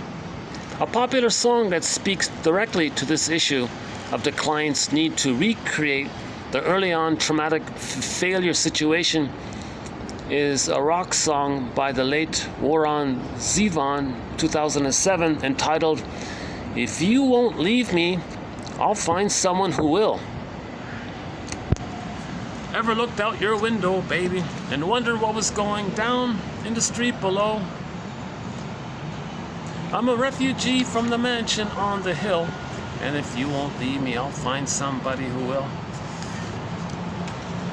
Yeah, check. It's on YouTube. Yeah, check it out. Only 45 seconds. It was meant to be the theme song to a sequel that never got made. A sequel to Route 66 that never got made. But listen to that song. The mother emotionally abandoned him, wasn't there for him. He goes through life expecting others, choosing women, expecting women who will leave him, prodding him. He's recreating it. So he chooses women who will leave him because he's trying to know his mother wasn't there for him, that the mother left him. She was emotionally absent. So he chooses women to play that role and expects women to leave him. He does this again and again and again. One day a woman said, "No, I'm going to stay. I'm going to be here for you." He freaked out. "I can't handle this. I haven't mourned the loss. I don't know what's going on here. This is too much." So he regressed to the stinger mode and said, "Well, I'm going to leave you then, the way my mother left me, and then I'll go back to choosing women who will leave me." So that's the name of the song, right? "If you won't leave me, I'll find somebody who will." Genius song, great song. That's one of our key songs in our soundtrack, that one there, yeah. Yeah, so thanks to Martha Stark for pointing this one out. The client can re-find the old bad object in one of 3 ways. First, she can choose a good object and then expect or experience or believe or fantasize they're bad. That's projection. Or if it's not clear and she needs to do a little extra, she can exert pressure on the good person to behave in some kind of bad way. That's called projective identification. Or she can just simply choose overtly rejecting people to begin with. This need, fueled by the client's repetition compulsion, is to re-encounter the old bad object and then to compel this bad object to become good. It is this that truly, and only this, that truly fulfills the long frustrated infantile need to possess and control the bad, unchangeable object. So there's that fantasy, right? The baby who's enraged at the breast, he wants to control it. So it's manageable, make the mother change, make the mother be loving. He's still in that place. So he finds people who resembles the mother, either in their fantasy or by provoking them to be difficult, or just choose overtly difficult people. "Oh, you're just like the mother. Now I'm going to try again to control the bad breast." Okay. find a quote-unquote bad person, I'm going to try to control them, coerce them. So you're always in this battle of trying to master that trauma. Oh, hold on a second. Well, there's a bird. Let's see if we can get a glimpse of the bird here. Hold on a second.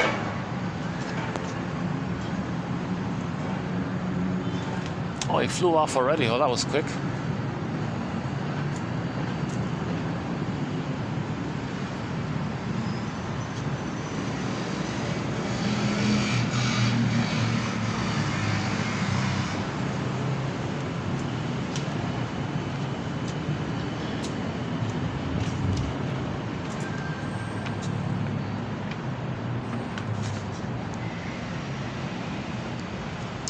Yeah, so she's saying here, when someone's traumatized by the mother, they're not going to accept a positive person. It doesn't trigger the past. You're looking for someone that reminds you of the past because you're still trying to correct the past, undo the past, master the past, get the proper outcome for the past. So the baby lays down neural pathways via or by that interaction with the mother. So the wiring is there, but it's frozen. An unfinished business with the mother, but it's frozen with this unfinished business with the mother. The unfinished business is the baby's waiting for mother's positive love. So it's frozen and he's stuck there. So in the present, let's say somebody has some resemblance to the mother. That can flare up the wiring with the mother. Then you transfer the mother into the person of the present. It's called transference love. Okay. You're not seeing the person in the present for who they are. They're just a stand-in to be seen as an emotional reincarnation of the mother in the past. And then you say, I love you, you're perfect, now change please. So you're hoping the person in the present emotionally is the bad mother in the past, but change, be the good mother from the past. That's why we're not making sense. So that's what she means. You won't be attracted to a healthy person because it doesn't trigger the dysfunctional mother. The healthy people, or more healthy people, or less dysfunctional, or not as traumatizing, it's boring. It's only exciting if someone reminds you of the exciting mother who rejected you. Okay, let's continue with that point. Okay, so this is Fairbairn's one of Fairbairn's points. A bad mother is better than no mother. A concept that I believe accounts in large part for the relentlessness with which clients pursue the unattainable. Now let's play the song by Katie Lee, the singer Katie Lee, called "It Must Be Something Psychological." It's really quite explainable. I'm attracted to you because you're unattainable. It's really quite explainable. It's not logical, it's psychological. Both the relentlessness of their unrealistic hope and entitled sense that something is their due. Fairbairn observes, a relationship with a bad object is definitely better than no relationship at all, because although the object is bad, the child can at least still hope that maybe someday, somehow, some way, the object will be good. The child takes the burden of the parents' badness upon herself in the form of internal bad objects or pathogenic introjects, which create the internal presence of the bad. Now, according to Fairbairn, he takes it in, that's the introjection, and then splitting, and then splits it. The bad mother is then split. Okay, so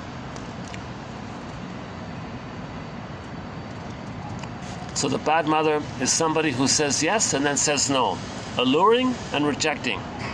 The mother was promising and then rejecting.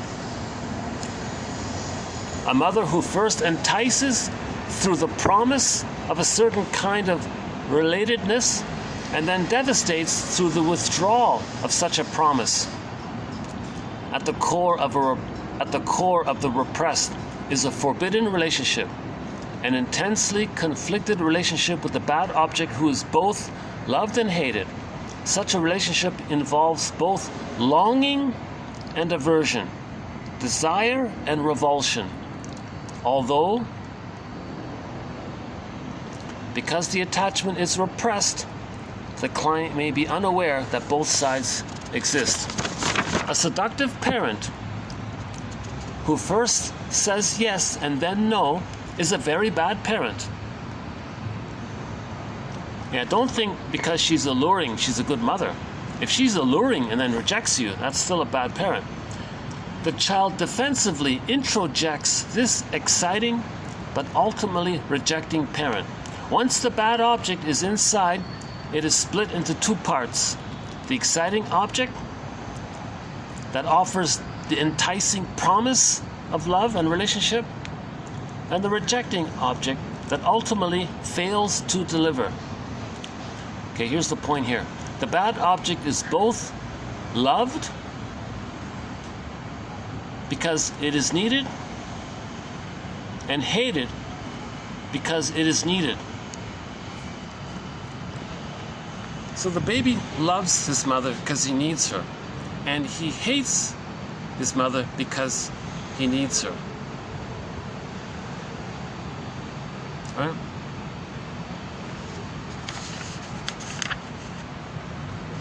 So in the child's psychic structure, there's a part representation of the mother as the seductress, linked to a part self that feels all this excited, relentless hope and promise. When the seduction doesn't deliver, when the mother doesn't deliver, so that enticing part, that's the great promising love and all this, right? But that same mother is rejecting. Now he hates her. Now both the love for the enticing and the hate for the rejecting, both bind, tie, adhesively stick. Okay, it's a negative bond to the rejecting mother, to this bad mother.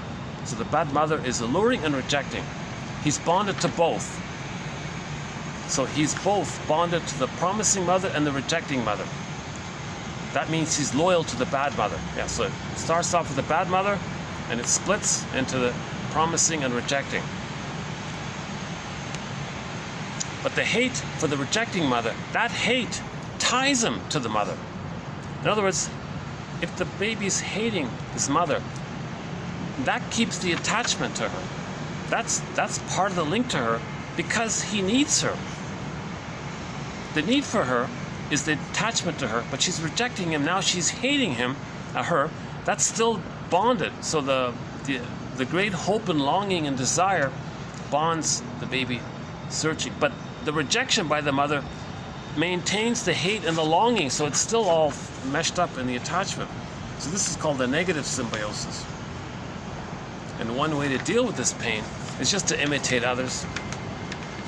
So if this is a playboy type, he may be promising and rejecting. If he's a Don Juan type or a Peer Gynt type or any kind of, playboy type, he may be like that. If it's a female version, like a Donna Juana type or any kind of alluring type of a lady who entices and then rejects, it's the same kind of thing. She's identified with the aggressor. Yeah, so some ladies who are very alluring, men are allured and then rejecting. Well, that's what happened to her. She had the promise of being one with the mother, but what happened? She didn't breastfeed. Here's the bottle, rejected. The baby had a promise. The baby thought he was going to find the real psychosomatic mother's breast, nipple, the real mother. Okay. Promise. Oh, here's the bottle. That's exciting, rejecting. So like two mothers there. The exciting is the connection to the mother, and the hate of the rejection is still the connection to the mother. So hate is still the bond to the mother. That's what he means. Okay, and here's an example with her fictional client named Sarah. Yeah, as an example. So Miss Stark and her client here, that she, to protect the client's identity, she just gives her a made-up name called Sarah. Okay, we have unwittingly recreated between us the mutually torturing relationship that she had with her toxic mother. At times, Sarah is her bad mother, and I am Sarah who, as a little girl, was tormented by her double-binding mother. So again with the double bind, the baby's in a double bind. He must turn to the mother. But what if the mother's hurting him? If the baby leaves, he won't make it. He goes to the mother, he's being abused. That's a huge double bind. It's a very toxic situation. Too much stress. All that stress, that's what he means by toxic. Poisonous, all that stress, toxic. At other times, it is I who am her bad mother, and Sarah who is tormented by me in her fantasy, as she was once tormented by her mother. It is indeed agony for both of us. Yes, but it is also telling us a great deal about the toxic relationship she had with her mother. And I believe we are doing the work that needs to be done, namely attempting to negotiate our way out of this convoluted, mutually torturing, hopelessly enmeshed, that's the fusion, right? Relationship that is, in actual fact, a recreation of the double-binding, no-win relationship she had with her mother. It is a mutual enactment in which both of us are participating. By way of the drama that is being reenacted between us, Sarah is enabling me to experience firsthand what the experience must have been like for her in her relationship to her mother. Okay, later on, she as an adult had never before cried in front of anyone before. Our work continues. Okay, one concluding point here is trying to extract the right thing from the wrong person. Relentless pursuit of the unattainable. This is the hallmark of one refusing to grieve. So all this repetition compulsion is a defense against grieving. If we can grieve, we don't need to repeat. Because we have a hard time with grieving, we are repeating as a defense against grieving. So repetition compulsion means we can't grieve. We're not grieving. If you grieve, you're free to love life in the present. So how do you grieve? Forgiveness, consciousness. Recognize that your mother's a person, a member of Homo Traumacus. Okay, go to YouTube, type in Bruce Springsteen, the singer, Independence Day, Toronto, and listen to the intro, just the intro he gives to that song. You don't see him clearly in the video, but the audio is clear. Rosanna Deerchild's quote, "The more I learned of my mother's story, the more of a person she became." See your mother as a person, as a wounded, traumatized woman. She's got a record. She's repeating. Try to see the humanness in the mother. If you hate her too much or worship her, that's the mother complex. You're still bound to her, and you don't know yourself. You can't grieve. You can only grieve if you have a sense of self.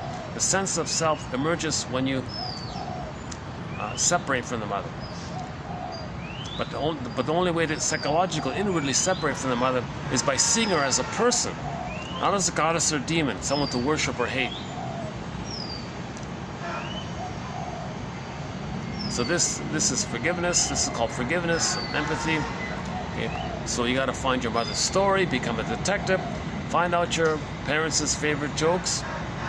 If these jokes are negative, well, they probably have a stinger personality pattern. If the parents both have a stinger personality pattern, chances are one other's the bird again. I don't know if you can see him, but he's just sort of sitting on top of that table there. sunset. No, just I don't know if we're getting it, but yeah, nice looking bird. Let's see. Oh, there he goes.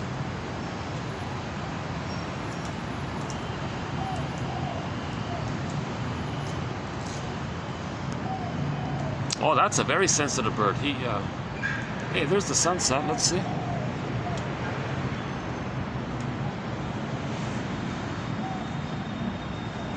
The reflection of the sunset off that building there. Oh, let's go back.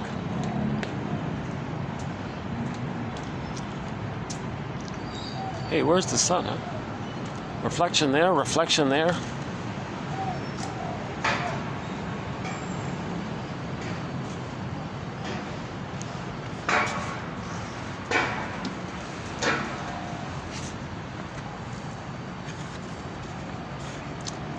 So we have a major thread in our collection called complicated grief, melancholia, pathological mourning, pathological nostalgia, the derailment of the grief process, complicated grief, aggravated grief, etc.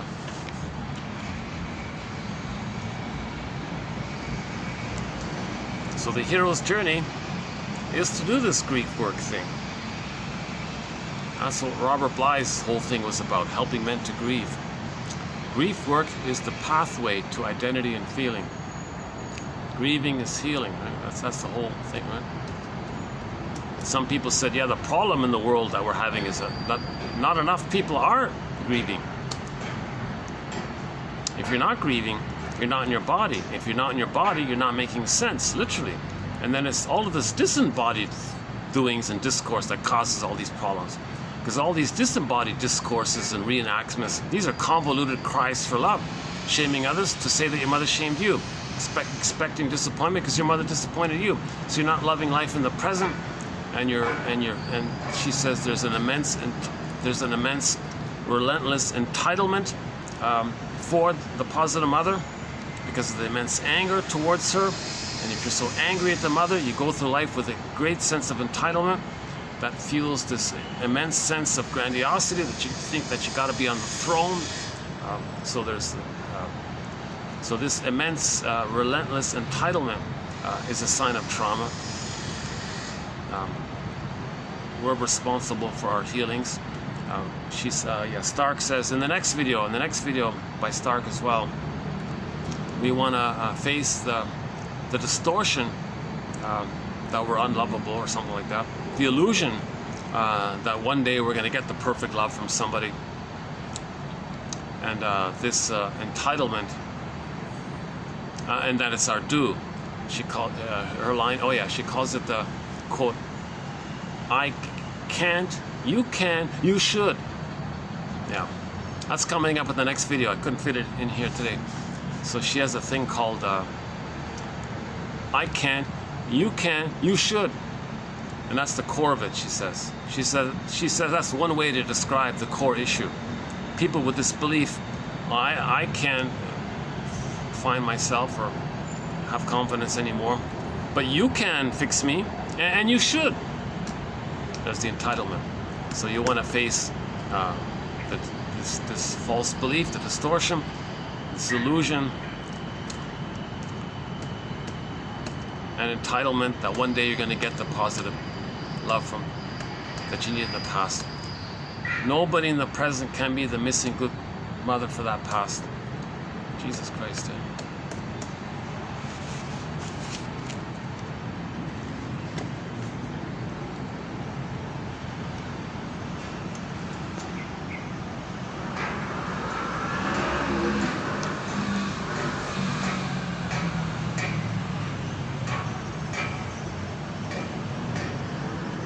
So anybody who's being emotionally schadenfreude is a refusal to grieve. The superiority complex is a refusal to grieve.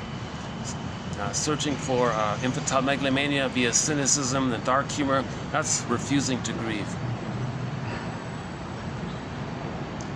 Emotional eating, probably the same. Cigarettes, alcohol, all that's refusing to grieve. It's a defense against the pain of sitting with our feelings, being with our feelings, trying to understand ourselves.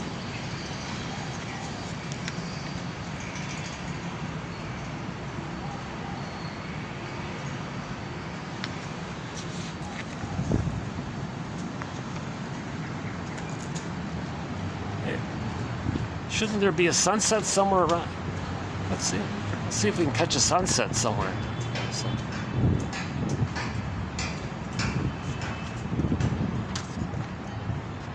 Oh my God, I haven't had a sunset in such a long time. You know?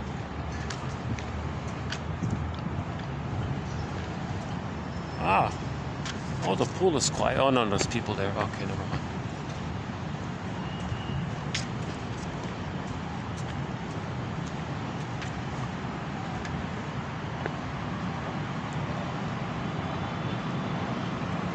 Huh.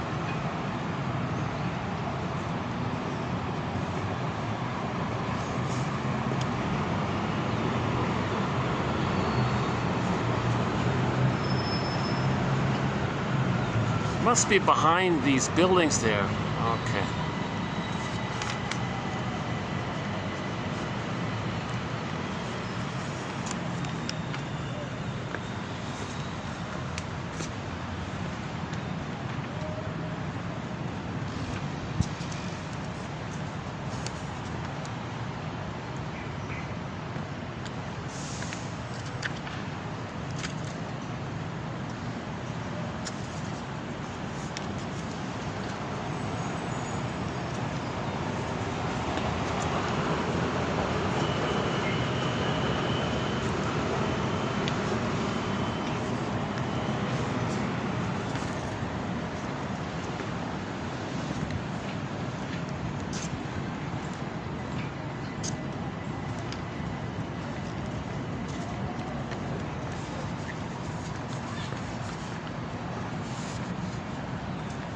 Okay, this is a solid, another solid contribution by Martha Stark. Yeah. We've got some more excellent quotes coming up by Martha Stark about her empathy statements. How about here? Lighting's okay. Oh, the lighting's better here, right? Oh, now we can get some good lighting. Yeah, let's finish the video up here. I feel a little badly that I'm not speaking too energetically or clearly here.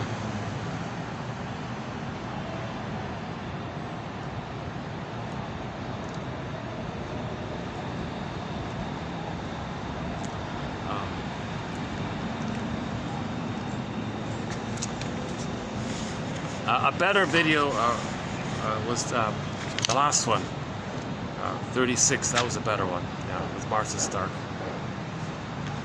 This one's okay. This is solid. This is okay here. The first one was about, yeah, another way of saying, a roundabout way of saying it. If the child is loved, he'll have a sense of self, and he won't have exaggerated fears of abandonment and engulfment by their partner in the present. If they're loved. If they're not loved, they have those kinds of fears. They're transferring the past into the present. The present is seen as the past, stuck in the past. Okay. The Greenberg film quote, the shrink said to the guy, "You have trouble living in the present, so you linger in the past because you feel like you never really lived it." The child couldn't live. He was in a swoon. It's a ghost now. It's bothering him, haunting him. He couldn't live it. So he's stuck in the past. So what does he do?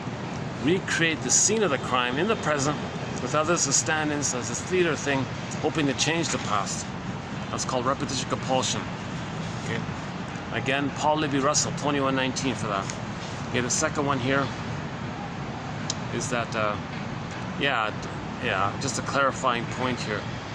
A healthy person, or a healthier person, let's say, is boring. Only what's exciting is somebody who flares up the wiring with you and the mother.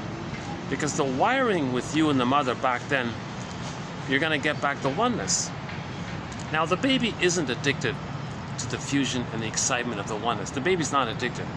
But when you later on tap back into that and you get that little excitement, and then you go to that as a defense against your current pain, and you keep going to it, and you become dependent on it, and right, and then that can be a kind of addictive kind of thing.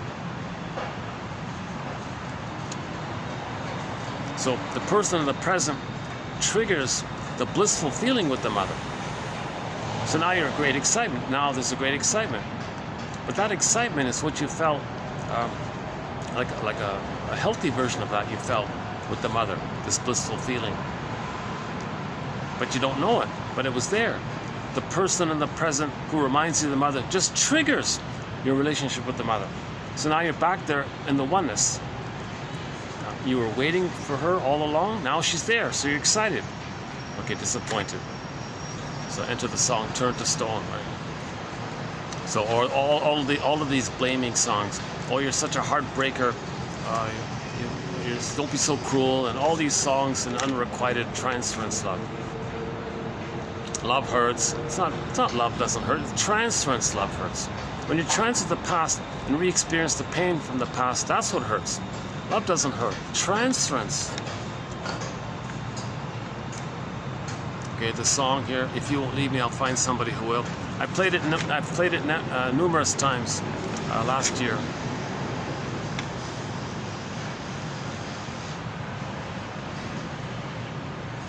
Okay, the third one was about.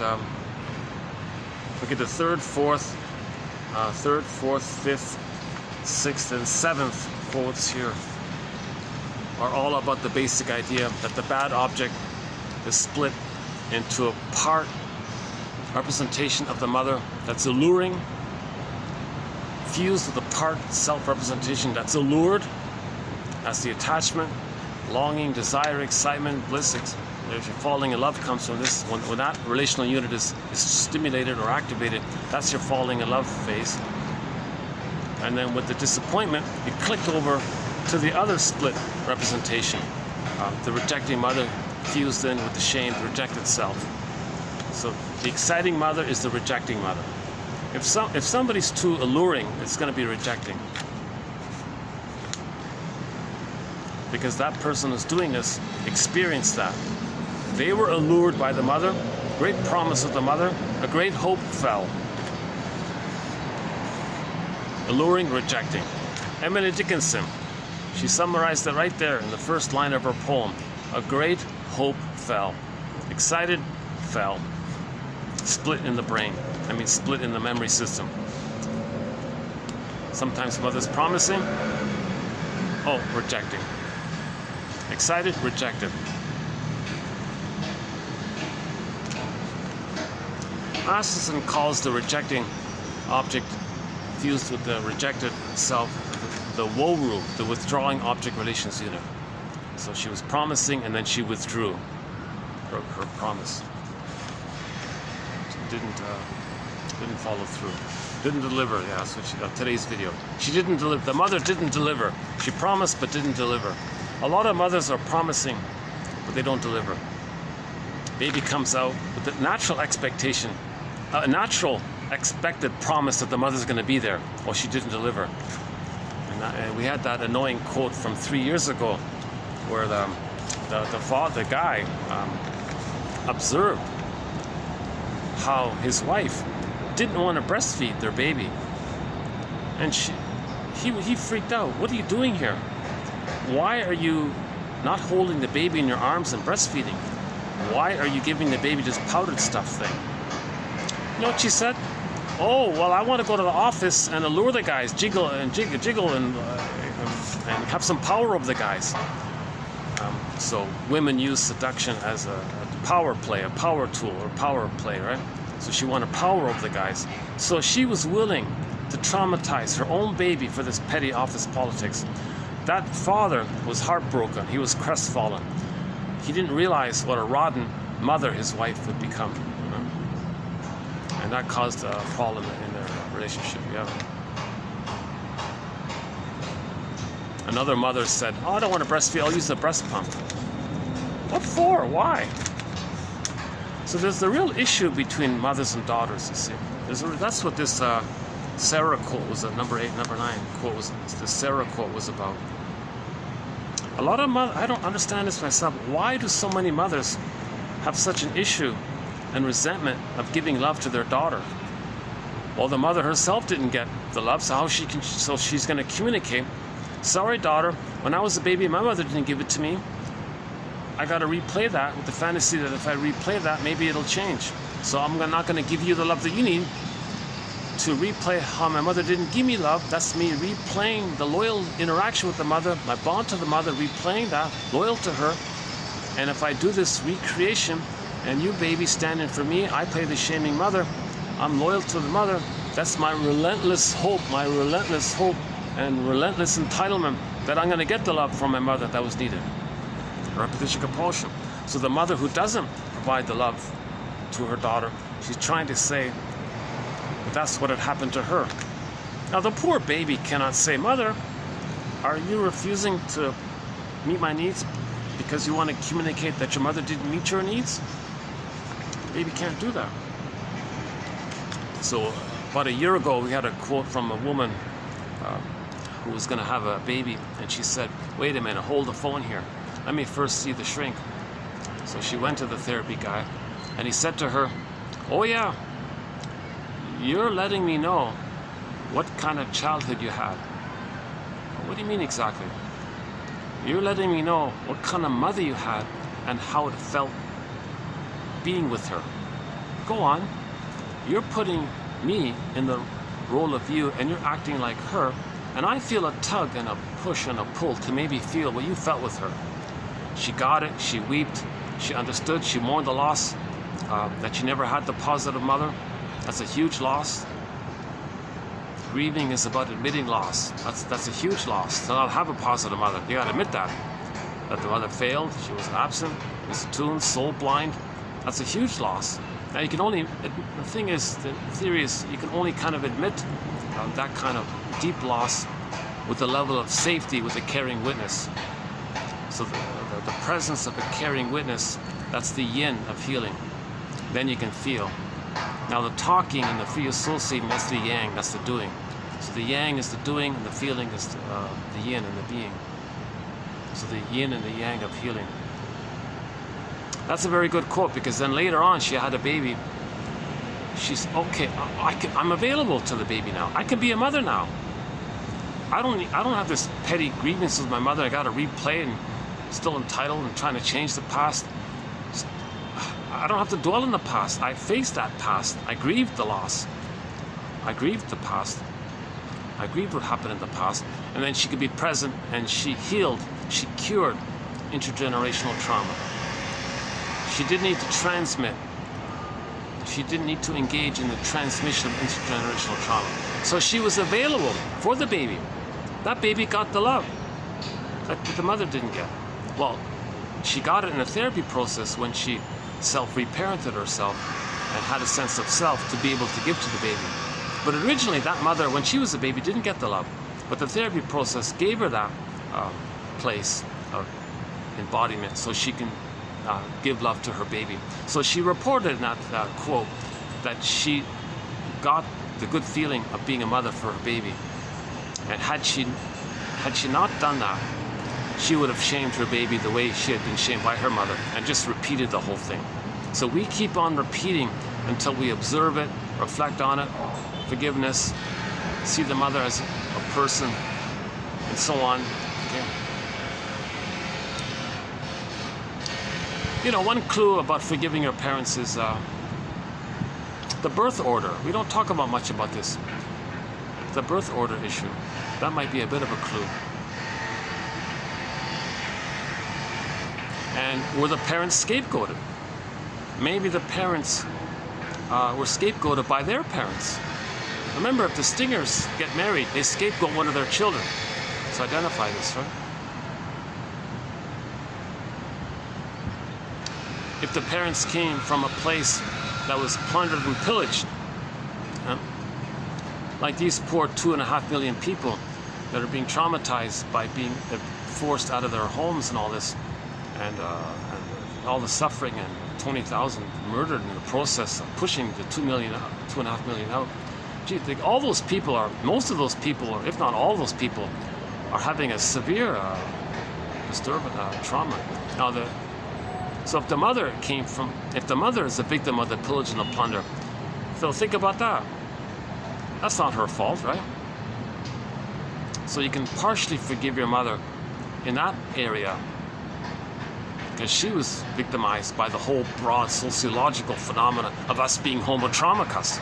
So now let's study homotraumacus. Entered 2725, part 3 of 3, the 48 symptoms of homotraumacus. Understand the 48 symptoms, now 49 symptoms of homotraumacus. That can help forgive the mother and the father. Now the aggressors doing this, they're also traumatized. They're just doing it as a defense against the memory and the knowledge of being traumatized. Again, emotional sadism is a defense against the underlying emotional masochism. The superiority complex, it's not something admirable. It doesn't refer to any kind of positive thing. It's this delusion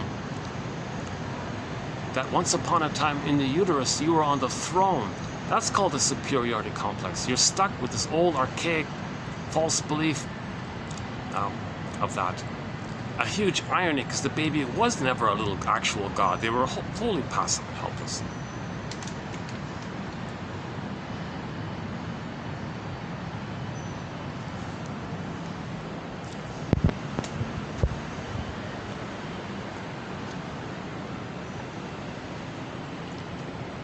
Okay, and the whole point about the Sarah quote was, as she was saying it here, you know, this thing that's being recreated between us, all this crazy making and all this drama, well, that's now we know what happened between you and the mother.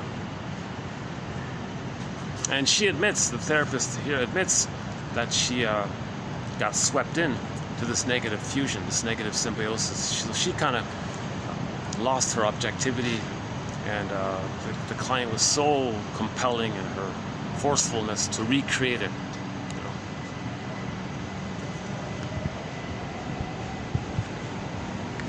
So the more trauma, the more relentless entitlement.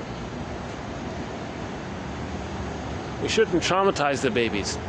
Let the babies have a natural childbirth, barring medical emergencies. Let the babies be handed to the mother's bosom right away. Leave the cord, leave the placenta. Let the baby suckle. Leave the cord, leave the placenta. Don't remove the baby. Don't weigh the baby. Forget about weighing the baby. Oh my God, and no CIRC barbarism. None of this awful thing. Baby's very tender and sensitive. You're going to inflict that kind of severe trauma that can damage the brain. And oh my God, the stress on the brain can be damaged by that.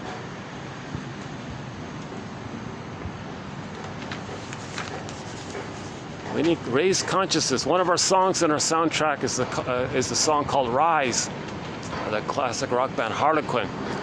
We want our consciousness to rise. We've got to raise consciousness. Raise consciousness. We want to raise consciousness.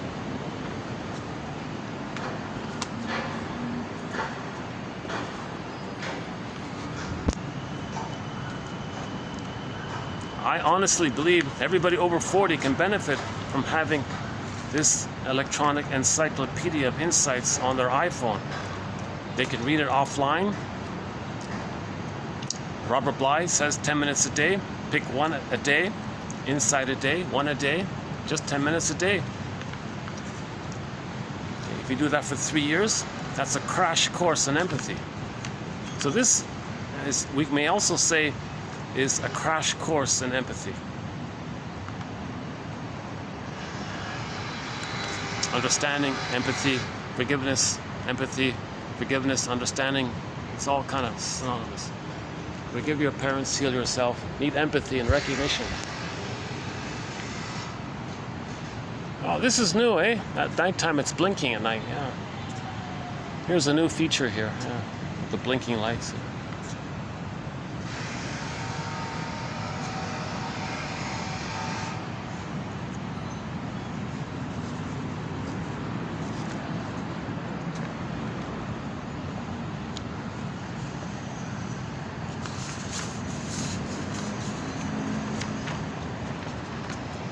I look forward to the next one. I look forward to 38. We've got some even better, I think maybe even some more immediately impactful quotes. 38. This one is okay. I still like 37. They're still okay. All of, just read directly Martha Stark. Just read her directly, I think. Yeah.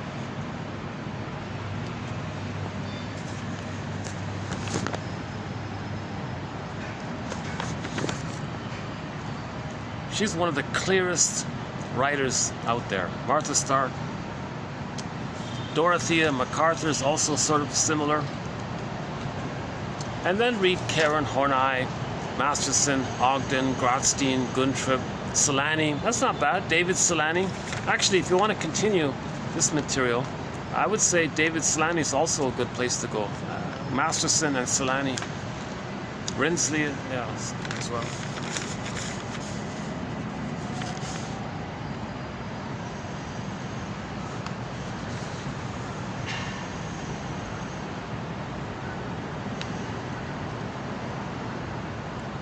I see. So if the baby accepts the bad mother, at least the hope is there that he'll get a good mother.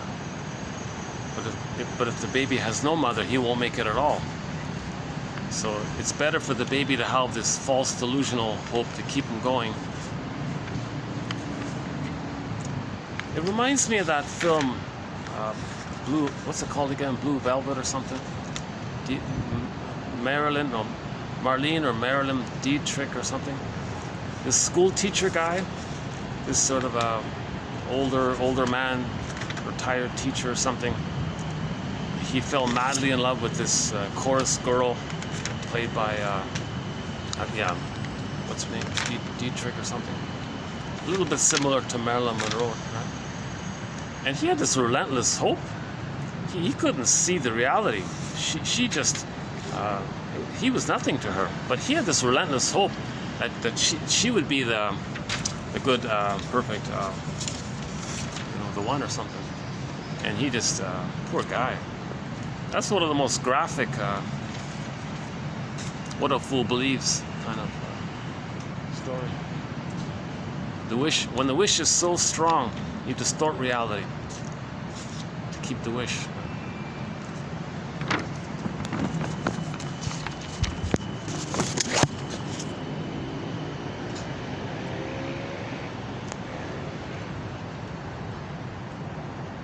Yeah. So hating the mother with hating the mother within. I mean the memory of anger at your mother, and it's internalized and it's still going on. This ongoing hate towards your mother. That's your attachment to her. So hate keeps you in the mother complex. Put it that way. Hate, greed, envy, grenvy, spite, vindictiveness, grievance collecting, injustice collecting, schadenfreude, inability to mourn. All of the various manic defenses against complicated grief. All of these things keep you tied to the abusive mother. Now, why did the mother do this? Sometimes the mother has a baby and says, aha, I have all this power over the baby. Superiority complex, entitlement. I'll brainwash the baby to always need me, turn to me, respond to me, listen to me, respect me, follow me, never let me feel alone, take care of me. Some mothers parentify the baby. That'll do it. That child's golden ball gets locked in a cage. His iron John, his embodiment, and golden ball get locked in a cage. The key is under mother's pillow. So we got to find a way to forgive our mothers for doing such a thing. The greatest hurt of all. This is called the greatest hurt of all. The greatest hurt of all. Mother failed me. She failed. She failed to provide a secure attachment style. The truth will upset you free.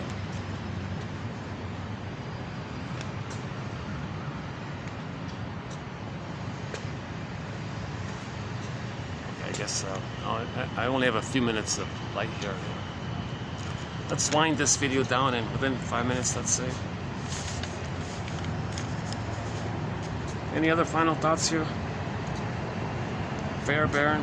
Yeah, this is one of Fairbairn's contributions. This idea of splitting the bad mother into the alluring seductress mother and the rejecting, cruel mother, right? And the part self, the enticed self, the excited self, and the shamed, devalued self. And this is a psychic template, a psychic constellation in the brain, a psychic constellation or a psychic template. It's called the relational unit. Relational unit.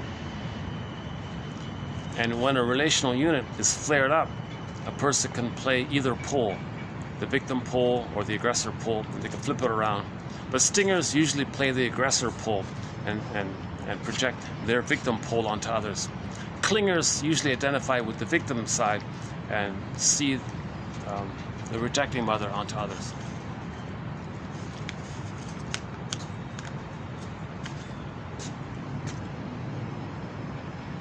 This is the unconscious, it's repressed,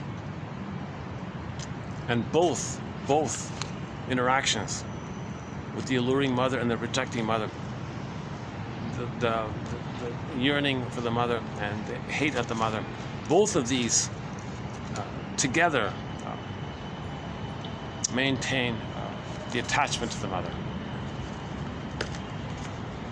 So the relentless hope for a mother's love in the past and the constant anger and entitlement at the mother in the past, that still keeps you tied to the abusive mother. That's what we got to heal, right? So we have to it's called self-reparenting. You gotta adopt yourself. You're sometimes the wounded inner child of the past is symbolized as the baby being exiled and orphaned in another place. Well, you gotta adopt yourself.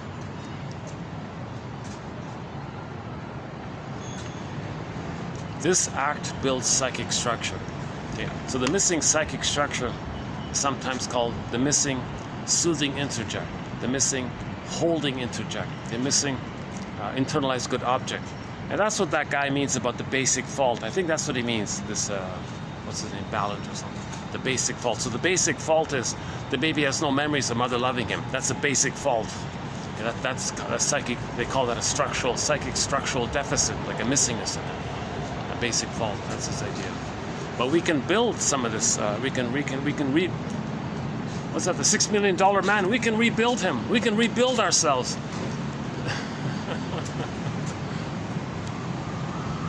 Gotta raise consciousness here. Hey, where's the sun? So many buildings here, you can't even find the sun, eh? Anything else here?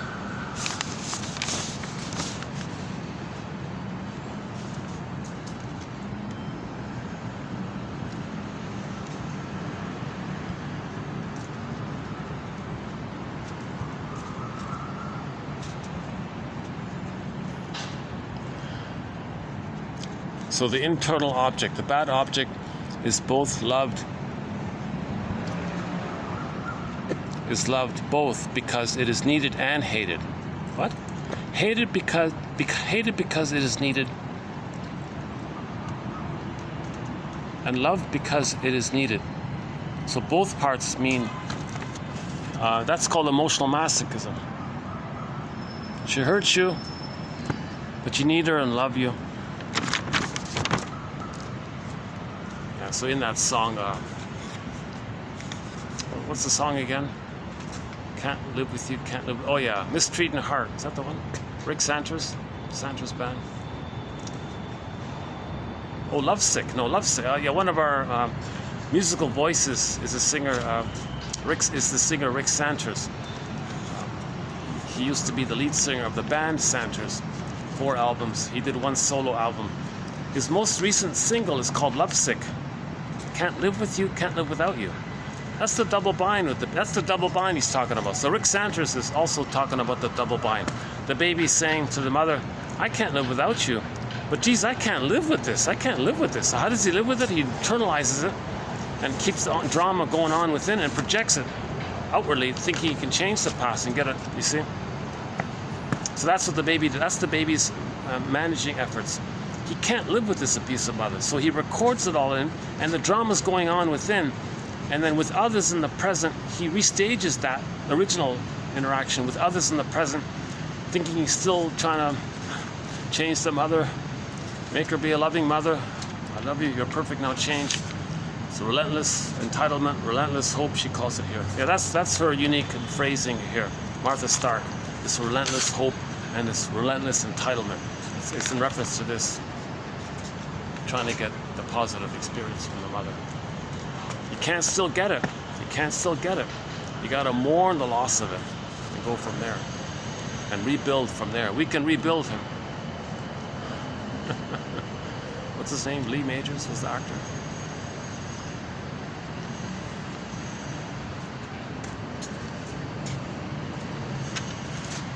Yeah, I can recall the theme song in my mind right now. That show was on TV when I was a kid, yeah. 70s, somewhere, early 70s.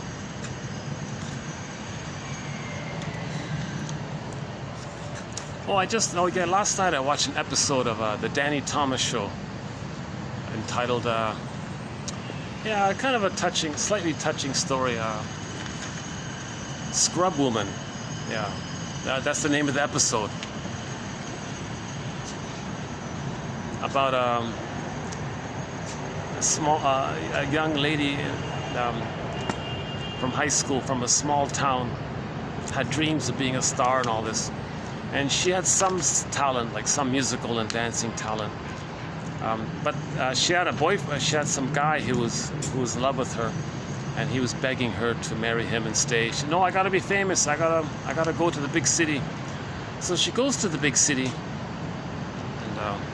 and doesn't make it. Ends up as a cleaning lady, basically. 40 years pass. 40 years pass, and she's kind of embarrassed about it. So she writes letters to the guy. Oh yeah, I'm very successful and famous. I'm a star. And I'm a big hit on Broadway and all this. He goes, really? Oh yeah. It was part of, I think it was some kind of, I don't remember the full details of the story. But anyways, the effect was this guy, they're both in their 60s now or 70s or whatever. This guy flies across to meet her. Is this true? Really? I gotta know. I gotta see this for myself. Now she's in a panic. Now she's got to hide the fact that she's a cleaning lady. So she asks the family that she's cleaning for to act like they're her fans and to pretend that she's a star and put on this whole show. So she does it. It's successful. The poor guy feels very defeated and says, "Oh, I give up. Geez, you know, you're such a star. I'm just a postman in a small town or something. I guess I'll go back." He never married the guy, right? And just as he was walking out the door,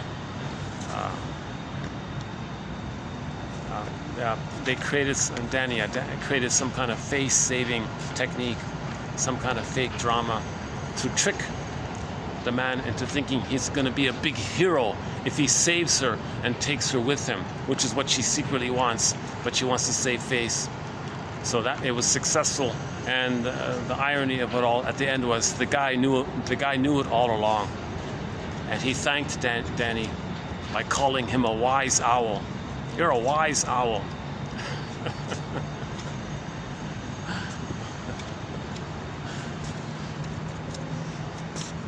Oh, here's some. Oh, there's a little bit of a glimpse of a sunset. Not much, but I don't know if you can see it. Can you see it there? In between the towers there, above the screen, above the pizza screen.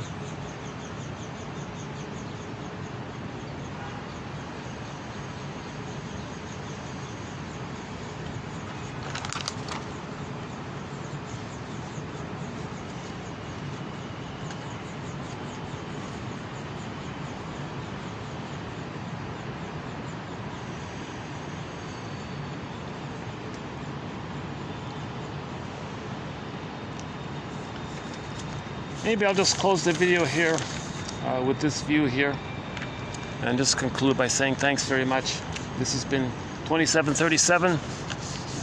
9 quotes by the excellent author Martha Stark.